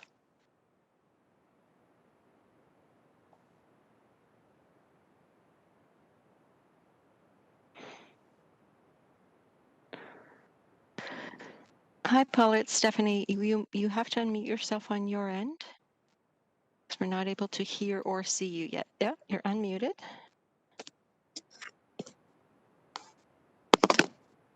We can't hear you though.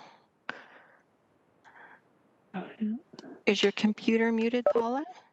Oh, hi. Hello. Hi.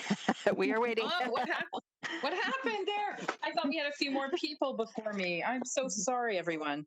No, we did, but not a problem. If you're ready, we're ready for you. Okay, I'm ready. You know what? This is my first time doing this, and I have to confess that the technology is a little bit daunting for me. It's daunting for all of us, but I can hear you really well, and I have great confidence that this is going to be a shoe-in for you. So just when you're ready to go, I'll start the timer. You have 5 minutes. I'm going to put my finger up like this if you get to 4 minutes, just so you know you have a minute left after that. Great. Thank you so much, everyone, for your patience. Please proceed. My name is Paula Grove, and today I am speaking as a member of Hamilton Artists Organizing, which is a new and growing organization. And I'm here to because we are here to address our concerns about the growing economic divide and the housing crisis. We support the Just Recovery for Hamilton initiative and Acorn Hamilton as well. And as artists, we have been a part of the gentrification process. We are the folks that have helped to drive development. Art is the New Steel, Music City, Creative City. We have been the laborers who are bringing prosperity, or helping to bring prosperity to Hamilton. And so we feel a certain responsibility as we see the ill effects of gentrification taking over in Hamilton. And in addition, we are experiencing the consequences of gentrification ourselves. And a lot of artists in Hamilton are really suffering right now, not just because of the pandemic, but also because of gentrification and particularly housing precarity. And we want to be a part of the solution. I want to acknowledge City Council, particularly for your handling of the pandemic so far. You've shown how nimble you can be, how creatively you can think, how quickly you can pivot. And so we urge you, we strongly urge you to keep the momentum going as we move forward and into the recovery process.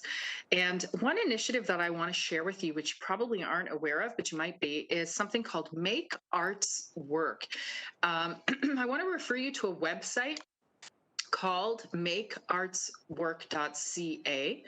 And that is growing across Canada, and it is a movement that's inspired by what FDR created in 1935 called the WPA, where artists were put to work in their communities to help not only the artists be employed, but also to help their communities to thrive, to recover, to maintain morale, to be the ones who delivered public service messages as needed, and so on. It was a really successful program. It was a win-win for the community, and we want to ask to be considered going forward. We want to ask you to keep artists in mind and to look at creating some kind of a program like the WPA that FDR created.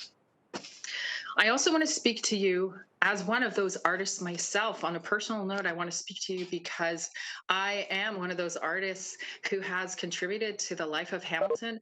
I'm a City of Hamilton Arts Award winner. I was born and raised here in Hamilton. I am a really, really proud daughter of this city, but I am facing rent eviction right now from a predatory landlord.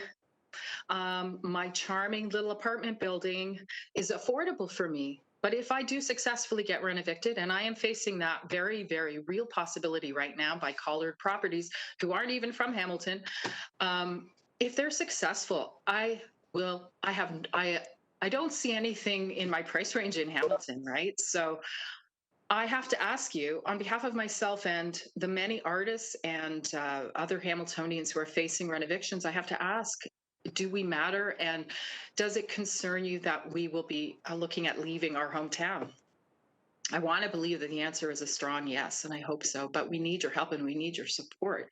It's really tough emotionally, mentally, financially, to be facing this crisis, to be on the front lines of it. But I'm committed to being a part of the solution, and that's why I'm here today. I'm also working on the front lines because the arts is a big part of what makes our city successful on so many fronts. Right now, I'm working at a homeless shelter, delivering arts for those clients there to help them build their confidence, to help prevent the risk of relapse for those who are struggling with addiction, and to help them deal with the pandemic, which is really, really tough for those people who are so at risk. So I ask you on behalf of the arts community, I want to ask you to include us. Please bring us to the table and let our voices be a part of the solution. Let our creative ideas be a part of the solution.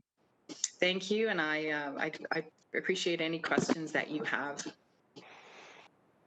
Thank you, Ms. Grove. I'd forgotten about the Works Progress Administration of FTR in 1939 and what he did for the employment of arts and what he did in the ability to document history that's so critical to American society. Are there any questions? I don't see any. Thank you very much for joining us this afternoon. Appreciate your insight. Thank you, everybody. All the best. Thank you.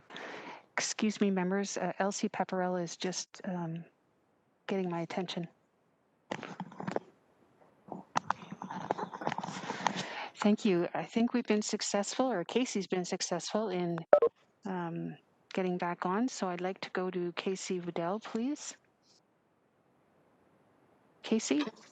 Hi, everyone. Are you able to hear me? Very good now. Thank you. I'm really sorry about before. I think I just had a bit of a technical glitch here, but as I was mentioning just before we got cut off, I am an accessibility counselor at Mohawk College, as well as a member of OPSU Local 240, representing non-teaching faculty at Mohawk, a delegate to the Hamilton District Labor Council, and also a Master's of Social Work student currently doing a policy-based placement with the HDLC. I have prepared a short PowerPoint for you this evening. So I'll just be sharing my screen with you here. Thank you. It's up. We can see it. Okay, great.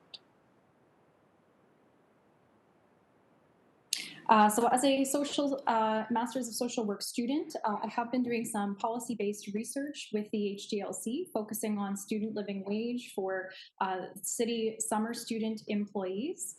As part of this research, we prepared a short survey for post-secondary students to sort of combat the traditional notion of what we consider to be a post-secondary student. So we have noticed this misconception that a student is somebody who's entering post-secondary right out of high school and being supported by family members, as my colleague Anthony Marco touched on earlier.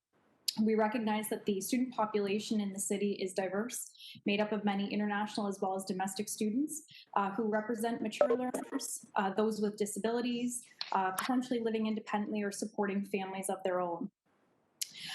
We also recognize that a diverse student population also means significant diversity in terms of what someone's personal expenses would look like.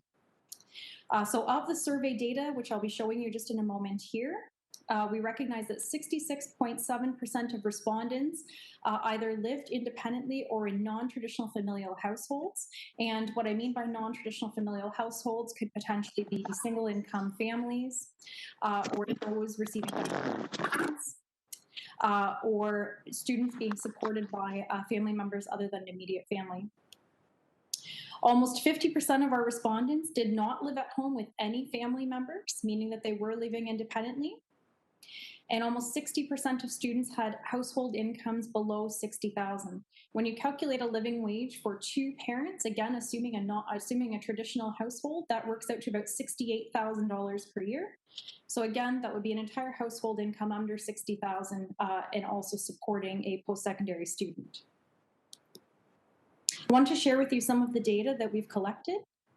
So again, 87% of our students who responded were full-time post-secondary students in either college or university in our city. Our household demographics, again, just slightly under 70% of students either living in non-traditional households or living independently, either renting or owning. Just slightly under half of students not being supported by any family members whatsoever. We see pretty even distribution in terms of the average household income, but again, a significant proportion of that falling under that $60,000 a year mark. And some of the conclusions that we can draw from this. So one policy that the City of Hamilton has is that a summer student must be returning to full-time studies in the fall. So we recognize that this is presumptive of significant expenses that will follow that period of employment. And when you consider that a significant portion of our respondents were full-time students, we also recognize that many full-time students are unable to maintain ongoing continuous employment during the academic year, which makes those summer months and having secure and good income for those months all that more important. We also recognize that what constitutes the profile of a student is exceptionally diverse. It's not following our traditional notion of young individuals living at home being supported by family members. And secondly, work is work. And my colleague Barry Conway touched on this just a few moments ago. I think it's a slippery slope to value work differently for diverse groups. Why would we value the work that a student is performing any differently than any other member in the City of Hamilton? And again, this is only some of the data that I've collected as part of this research. I will have a more formalized report that is available after today's meeting. And some of the other information reflects points that Councillor Nan and my other colleague, Aya Eunice, brought up earlier in the meeting around women, as well as newcomers to Canada. And recognizing that there's multiple intersectionalities with poverty in terms of gender, disability, and also race and ethnicity. Thank you for allowing me the opportunity to speak this evening, and I welcome any questions or further discussion. Thank you very much. Glad we were able to, we were able to accommodate this presentation. Thank you. Members of council, are there any questions? Councillor Nan. Thank you, through the Deputy Mayor. Thank you, Casey, for coming in. I noted that you said that you are a student of Mohawk College, and we've heard a lot from McMaster students in terms of their position and also thoughts on this issue. Have you heard anything from other students at Mohawk? Just a point of correction, if I was perhaps unclear during my presentation, I'm actually a faculty member at Mohawk College. Got it. I am a counselor at the college. Thank you. Obviously, in my position, working directly with students in my role, I work specifically with students with disabilities. And obviously, this is an important topic to myself as a faculty member at the institution, because I see this and I live this firsthand every day. particularly again when you look at multiple intersectionalities in terms of students with disabilities who also see themselves as part of that cycle of poverty. And then again, we're looking at students who are also on government assistance, whether it be Ontario Works, for example, or ODSP. And again, those opportunities to have good paying employment when they present themselves are all that much more important when you're coming from that cycle of poverty and trying to educate to be able to have good, stable employment as an adult. Thank you, Casey, and my apologies. I didn't mean to disrespect you by mentioning student versus faculty. Thank you for correcting that. The next question I had was from an equity lens, where you see young workers fitting into an equity lens around employment equity. Absolutely. So I think I did touch on this briefly during my presentation, as well as Barry Conway, who was on the call earlier, and just talking about how we value work. Why would we value work for any group? Whether that's young workers, I think that puts us into a dangerous, concern over ageism in terms of the employment sector. We certainly wouldn't want to value the work of someone who's more mature than someone who's younger. Work is work, and I think that Barry did touch on that previously. And again, I think that just draws some further discussion around that equity piece of how we value employment and value those contributions. Thank you. You've given me a lot to think about. I appreciate your delegation this evening. Thank you. Thank you very much, Casey. Appreciate your time. Thank you. There are no further questions. We're going to go on to the next delegate. Eric Tuck, ATU Local 107. Eric, are you with us?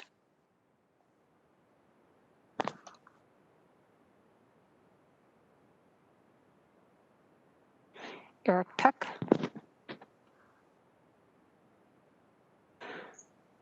Okay, the clerk has advised that Eric is not on, so we'll just proceed ahead, and if he's able to connect with us later, we'll circle back.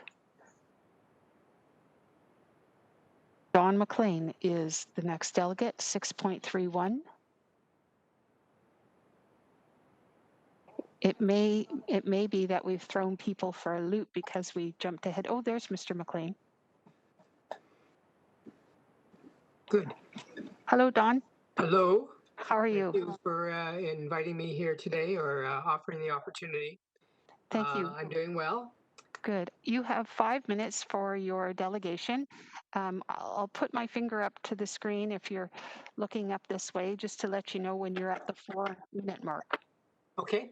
Okay. Thank you.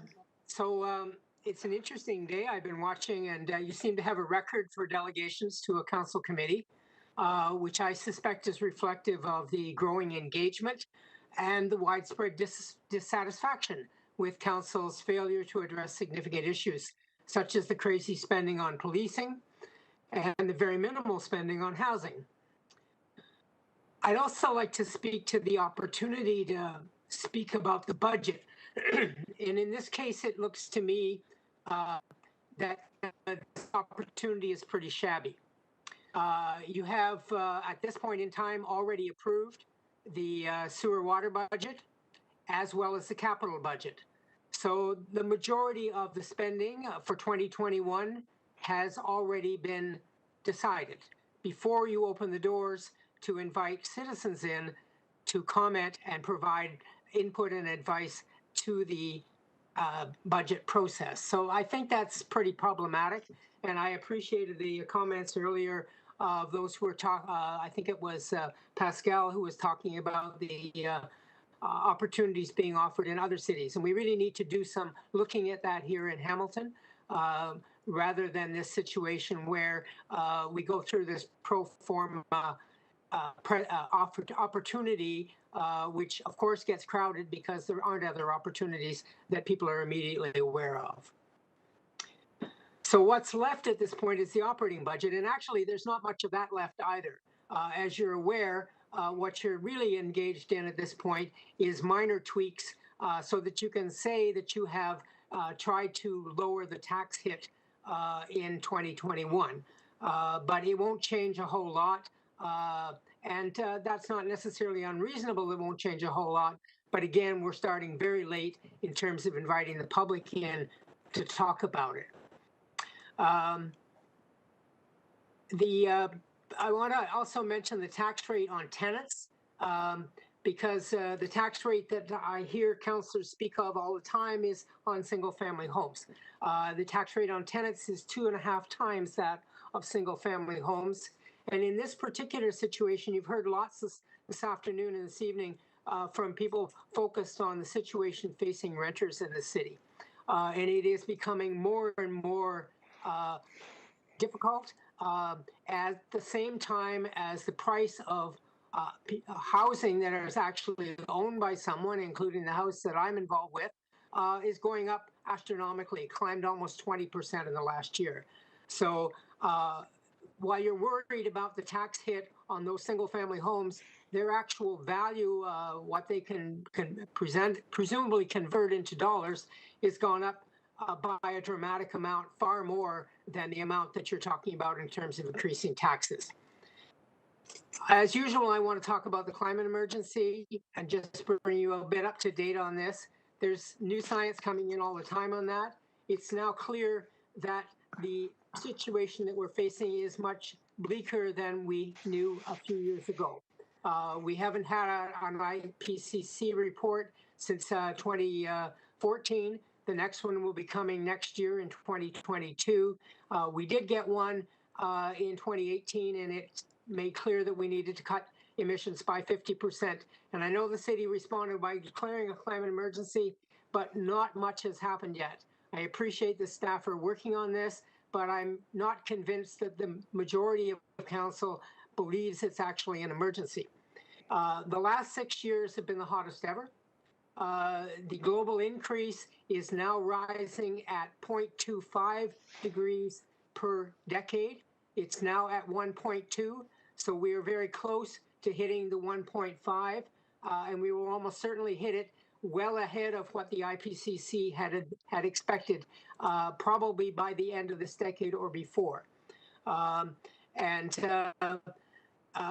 That's putting us in a very difficult position in terms of trying to address this. So if you've been following the IPCC and other reports, ratchet that up, because it's much worse, and it's going to be coming at us much faster. Lastly, if I have a bit of time left, you've responded to an emergency this past year, and you've responded, I think, in a pretty effective way. And you've understood that the first thing you do in responding to an emergency is you make sure that you have everyone understanding that it's an emergency and that the public is on side, because everybody has to participate in addressing the pandemic. Everybody has to participate in addressing the climate crisis. And I haven't seen hardly anything from the city since the emergency declaration to actually engage the public effectively and make it clear that you believe it's an emergency and you want to make sure everybody else understands how serious this is. I'll stop there. Thanks. Thank you. Are there any questions for Mr. McLean, please, from members of council?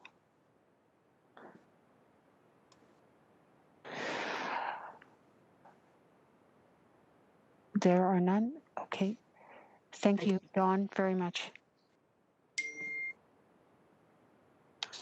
Okay, we're going to go on to our next delegate, Theo DiTomaso.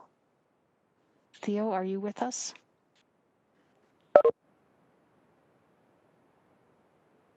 Theo DiTomaso?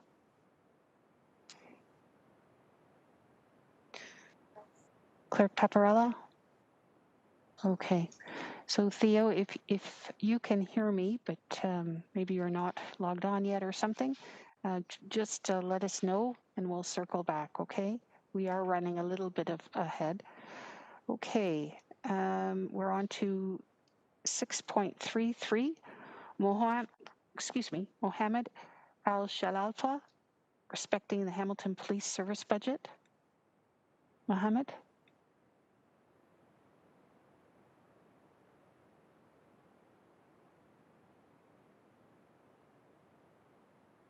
Okay, we're not registering that delegate either.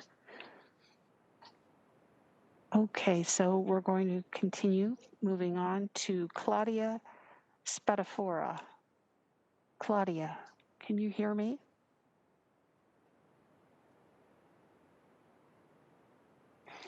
Clerks are just checking the airwaves. Nope, we're not there. Okay, Madam Deputy Mayor, Claudia is not there either. Okay, thank you.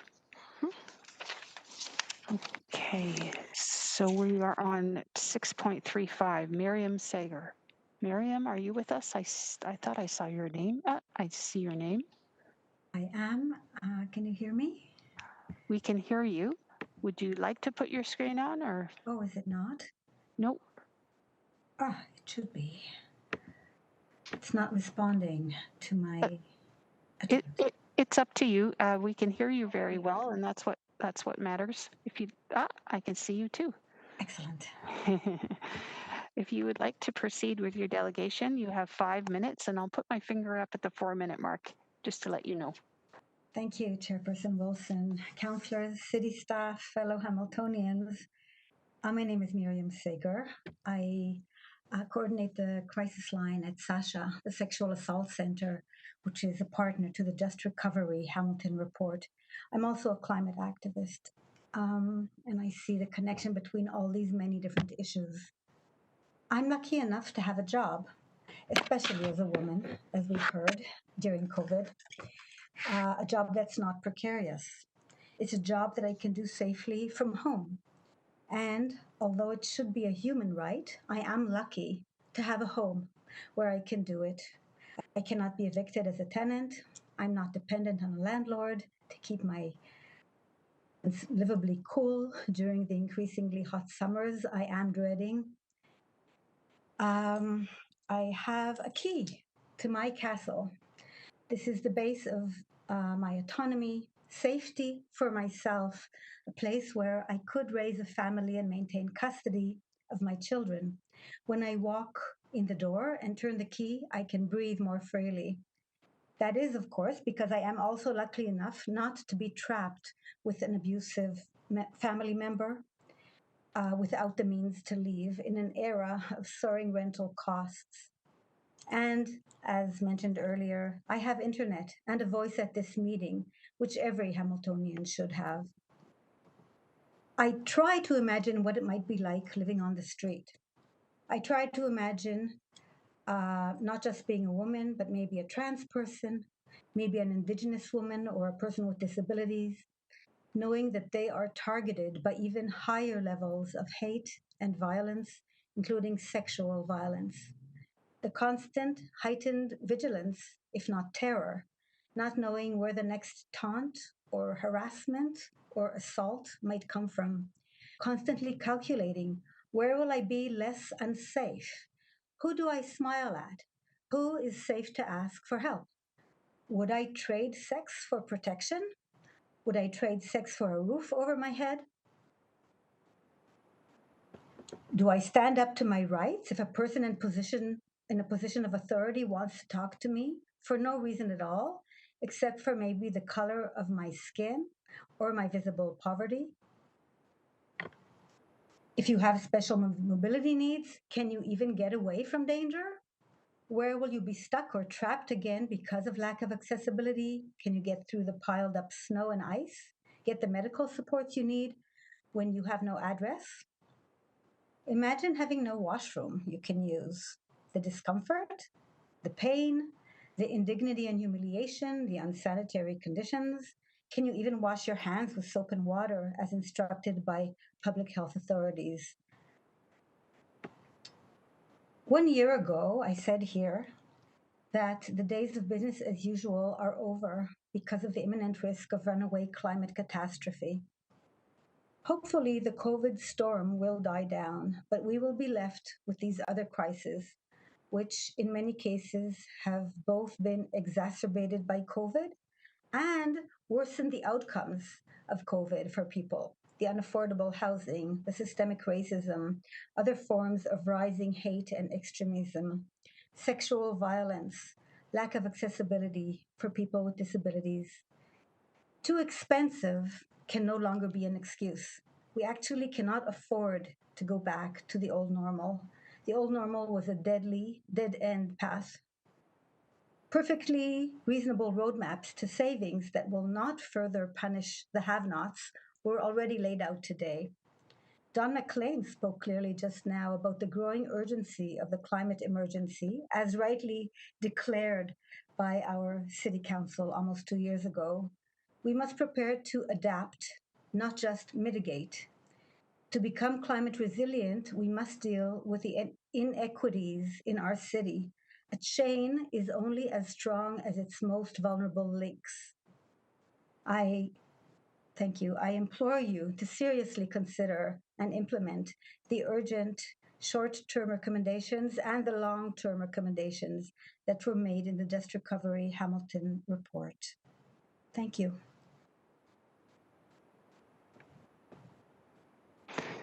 Thank you very much, Miriam. Members of council, are there any questions? Miriam, thank you very much for your delegation. I personally appreciated how you were able to illuminate the intersectional nature of the issues before us. Appreciate that. Thank you. Oh, I beg your pardon. We do have a question, Miriam, from Councillor Nan. Yes, Councillor. I apologize and thank you through the Deputy Mayor. Good evening, Miriam. Thanks for coming. And I just wanted to say, giving voice to the daily questions that help expose the living reality for so many of our neighbors who've been made most marginalized prior to this pandemic, and then definitely the growing number of neighbors who are experiencing those questions that you've been asking for us to consider as a council. And yep, that's it. It's stark. It's a reminder that the status quo isn't a status quo that many people in our city get to enjoy and don't have the privilege to enjoy. And that's sitting really deeply for me right now. So I just wanted to say thank you for giving voice to that. Indeed, thank you. No further questions. Thank you very much again. Have a great evening and be safe. Thank you, you too. I am going to look to Elsie Paparella at the moment, who is going to advise us a little bit on our schedule and procedure. Oh, you're muted, ma'am. Sorry about that, folks. Through you, Madam Deputy Mayor, just to let you know, Lorraine and I are watching the citizens who are on the call, and the balance of the delegates are no longer on the call. We do have 4 videos left. So perhaps we could go to item 644. It's on page 22 of your roadmap, and do those 4 videos. Jonathan Lopez, Mike Burnett, Jacqueline Cantar, and Michael Lopez. And then if anybody's joined after that, we can go to them. If not, we can adjourn the meeting, and I will contact them, to those that weren't able to stay or join, to see if they want to submit written submissions. Thank you, Elsie Paparella.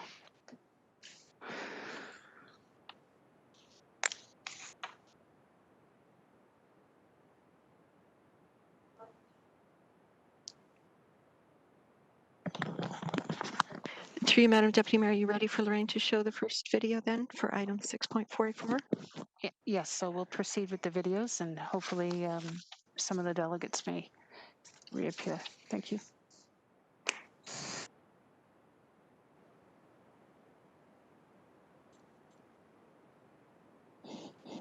Hello, I'm Jonathan. I'm part of ACORN, and at the same time, ACORN is part of the Coalition of Just Recovery.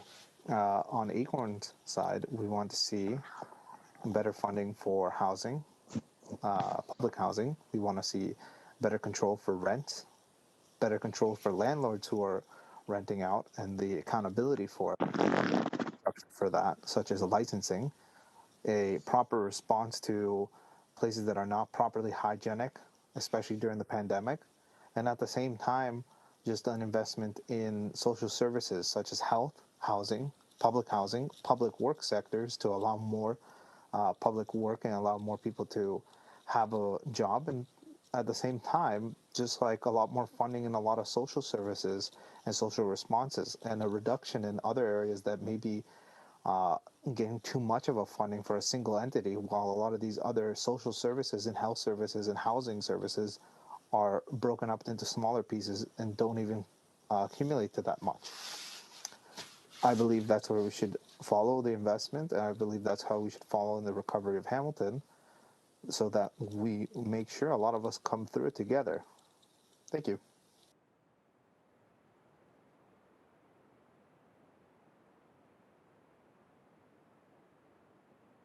Sorry, I was muted. Thank you, Lorraine. If we could go to the next video, Mike Burnett.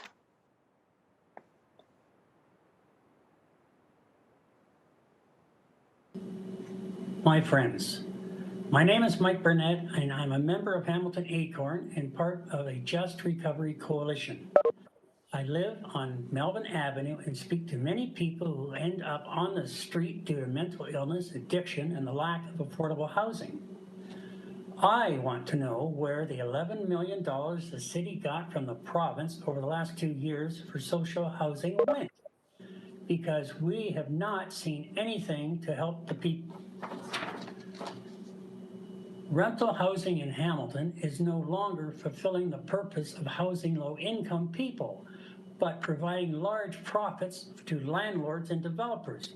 Housing should be for the people of Hamilton, not for the profit of big developers who make money evicting low-income people and raising the rent on empty units. We need to balance this with the landlord licensing system and a bylaw to protect tenants from renovictions. Thank you. That was Mr. Mike Burnett. Thank you, Lorraine. We're going to 6.46, Jacqueline Cantor.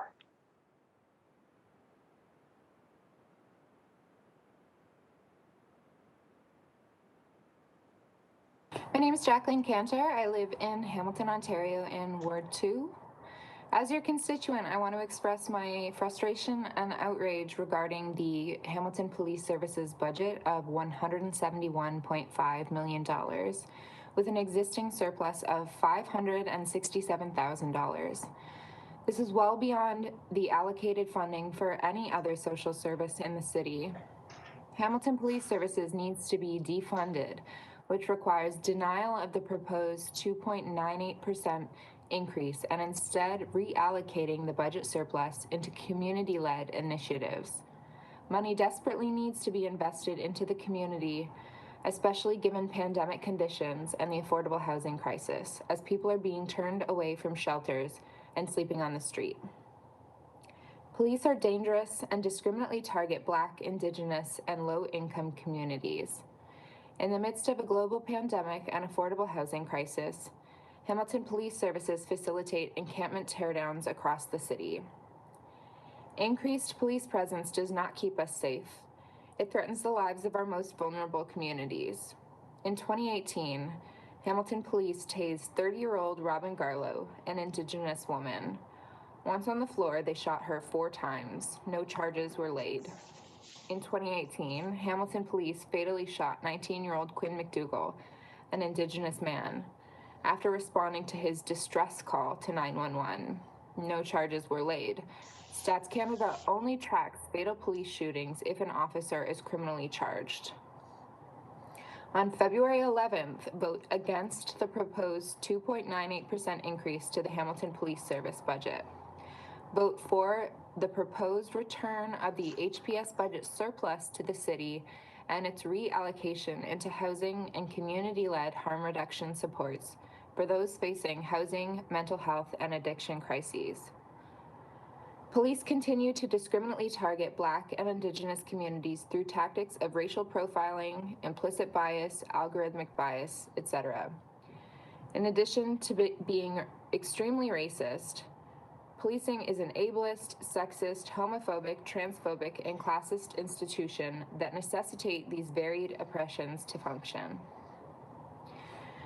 When police officers do not have the most basic understanding of queer and gender diverse communities, why is it that in 2021, in the 2021 operating budget analysis says the sexual assault detective constable will make $188,657, but women's shelters are at capacity and organizations like Sasha, who do real work to support survivors, are underfunded.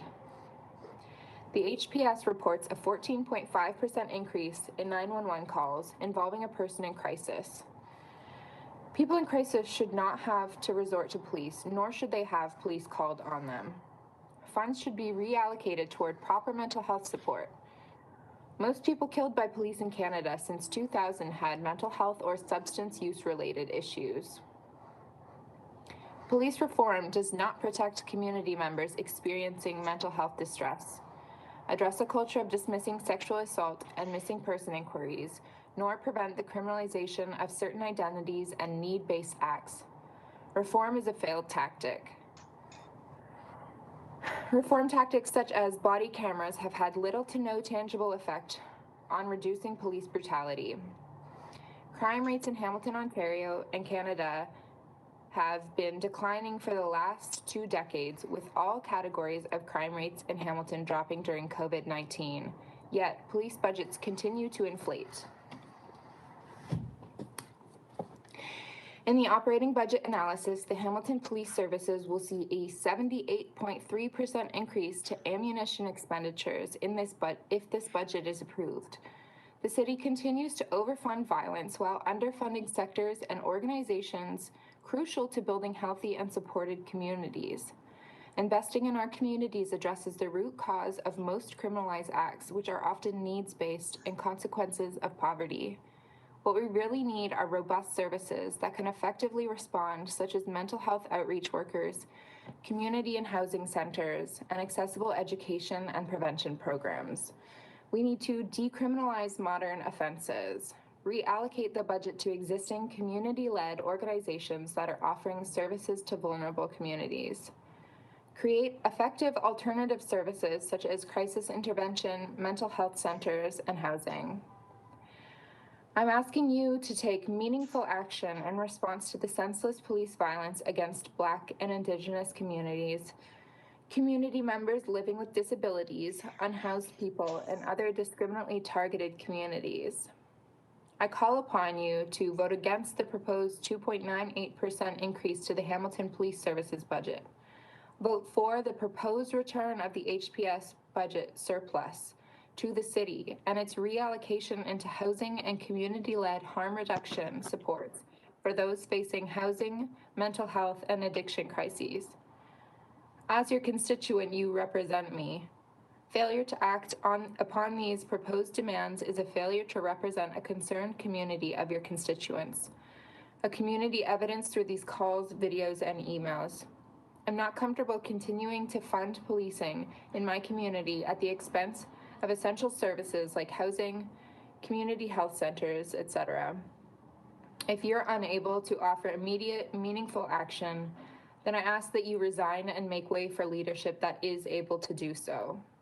Thank you. Thank you. Last video, Michael Lopez, Hamilton Acorn.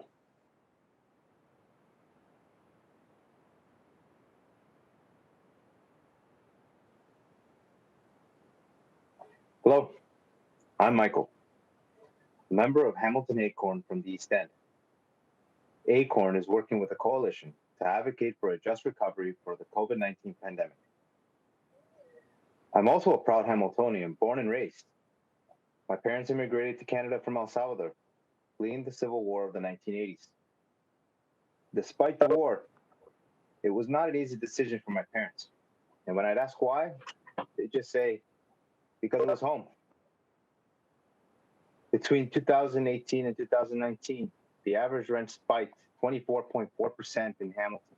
To put this in perspective, a study by the Canadian Centre of Policy Alternatives, minimum wage earners have to work 54 hours to afford a one-bedroom apartment in Hamilton. So what's the average rent for a one-bedroom apartment in Hamilton? $1,485. And to go further, what do ODSP recipients get for shelter allowance? $497. Reports have shown 45% of renters are living in unaffordable housing, meaning that they spend more than 30% of their incomes on rent. And 20% of renters live in deeply unaffordable housing by spending 50% of their income on rent. And yet, thousands of tenants are on the waiting list for affordable housing. And on top of this, the number of N13s filed with the Landlord and Tenant Board, along with the eviction application in Hamilton, was 49 between January and November 30th of 2020, where in 2012, the annual tally was just 6. The numbers are going in the wrong direction, and we're in a pandemic. I believe everybody present agrees with the following. Sometimes people move, leave their homes to seek better opportunities. Sometimes they're pushed out. And people shouldn't be pushed out of their homes with a higher probability of being pushed into poverty. So what can be done? To start, let's stop the rent evictions. Pass the rent eviction bylaw. Protect affordable housing. And let's expand it by having a 30% inclusionary zoning. A home is a source of one's pride and dignity. And I'm proud to call Hamilton my home. Because Hamilton is our home, it is our civic duty to make it better. For those who call Hamilton home today, and for those who call Hamilton home, or who will call Hamilton home tomorrow, thank you.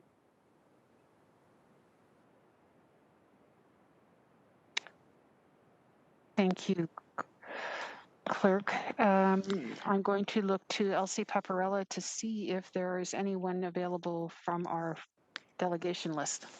No, through you, Madam Deputy Mayor. There are no further delegates on the line. So at this time, you can go to a motion to adjourn, and I will contact those that weren't here to see if they would like to submit something in writing to a future meeting.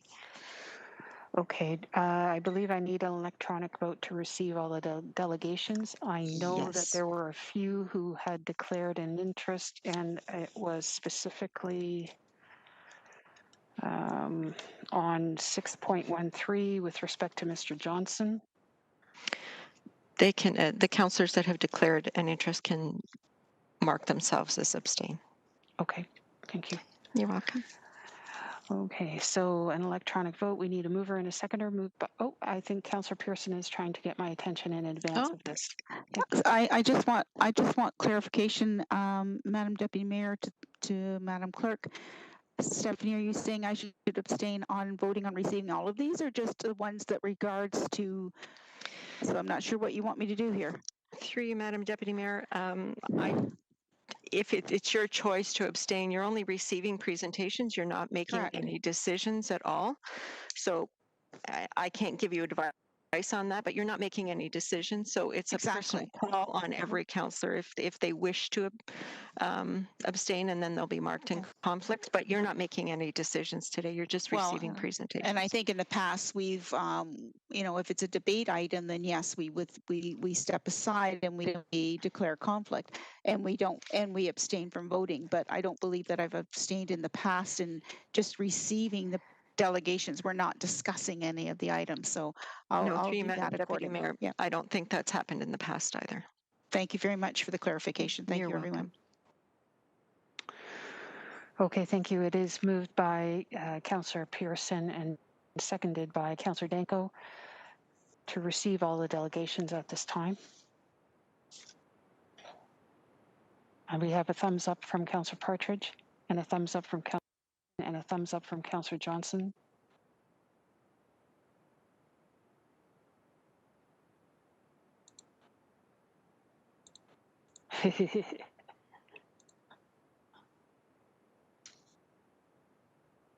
Yes, she was. Yeah. The vote is closed. That carries. I'd just like to thank again, on behalf of council, all the delegates that participated in this very long day. I know many of you had to wait, but you were worth waiting for. And for those who were not able to participate, Clerk Paparella is going to reach out to you, and we'll find another avenue in which to receive your views on this matter. I see Councillor Pearson wanting my attention.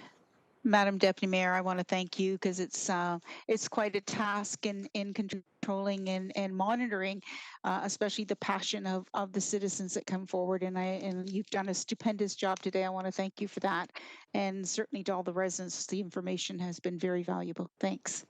It's very kind and generous of you. Thank you all. Please be safe, and I'll see you tomorrow.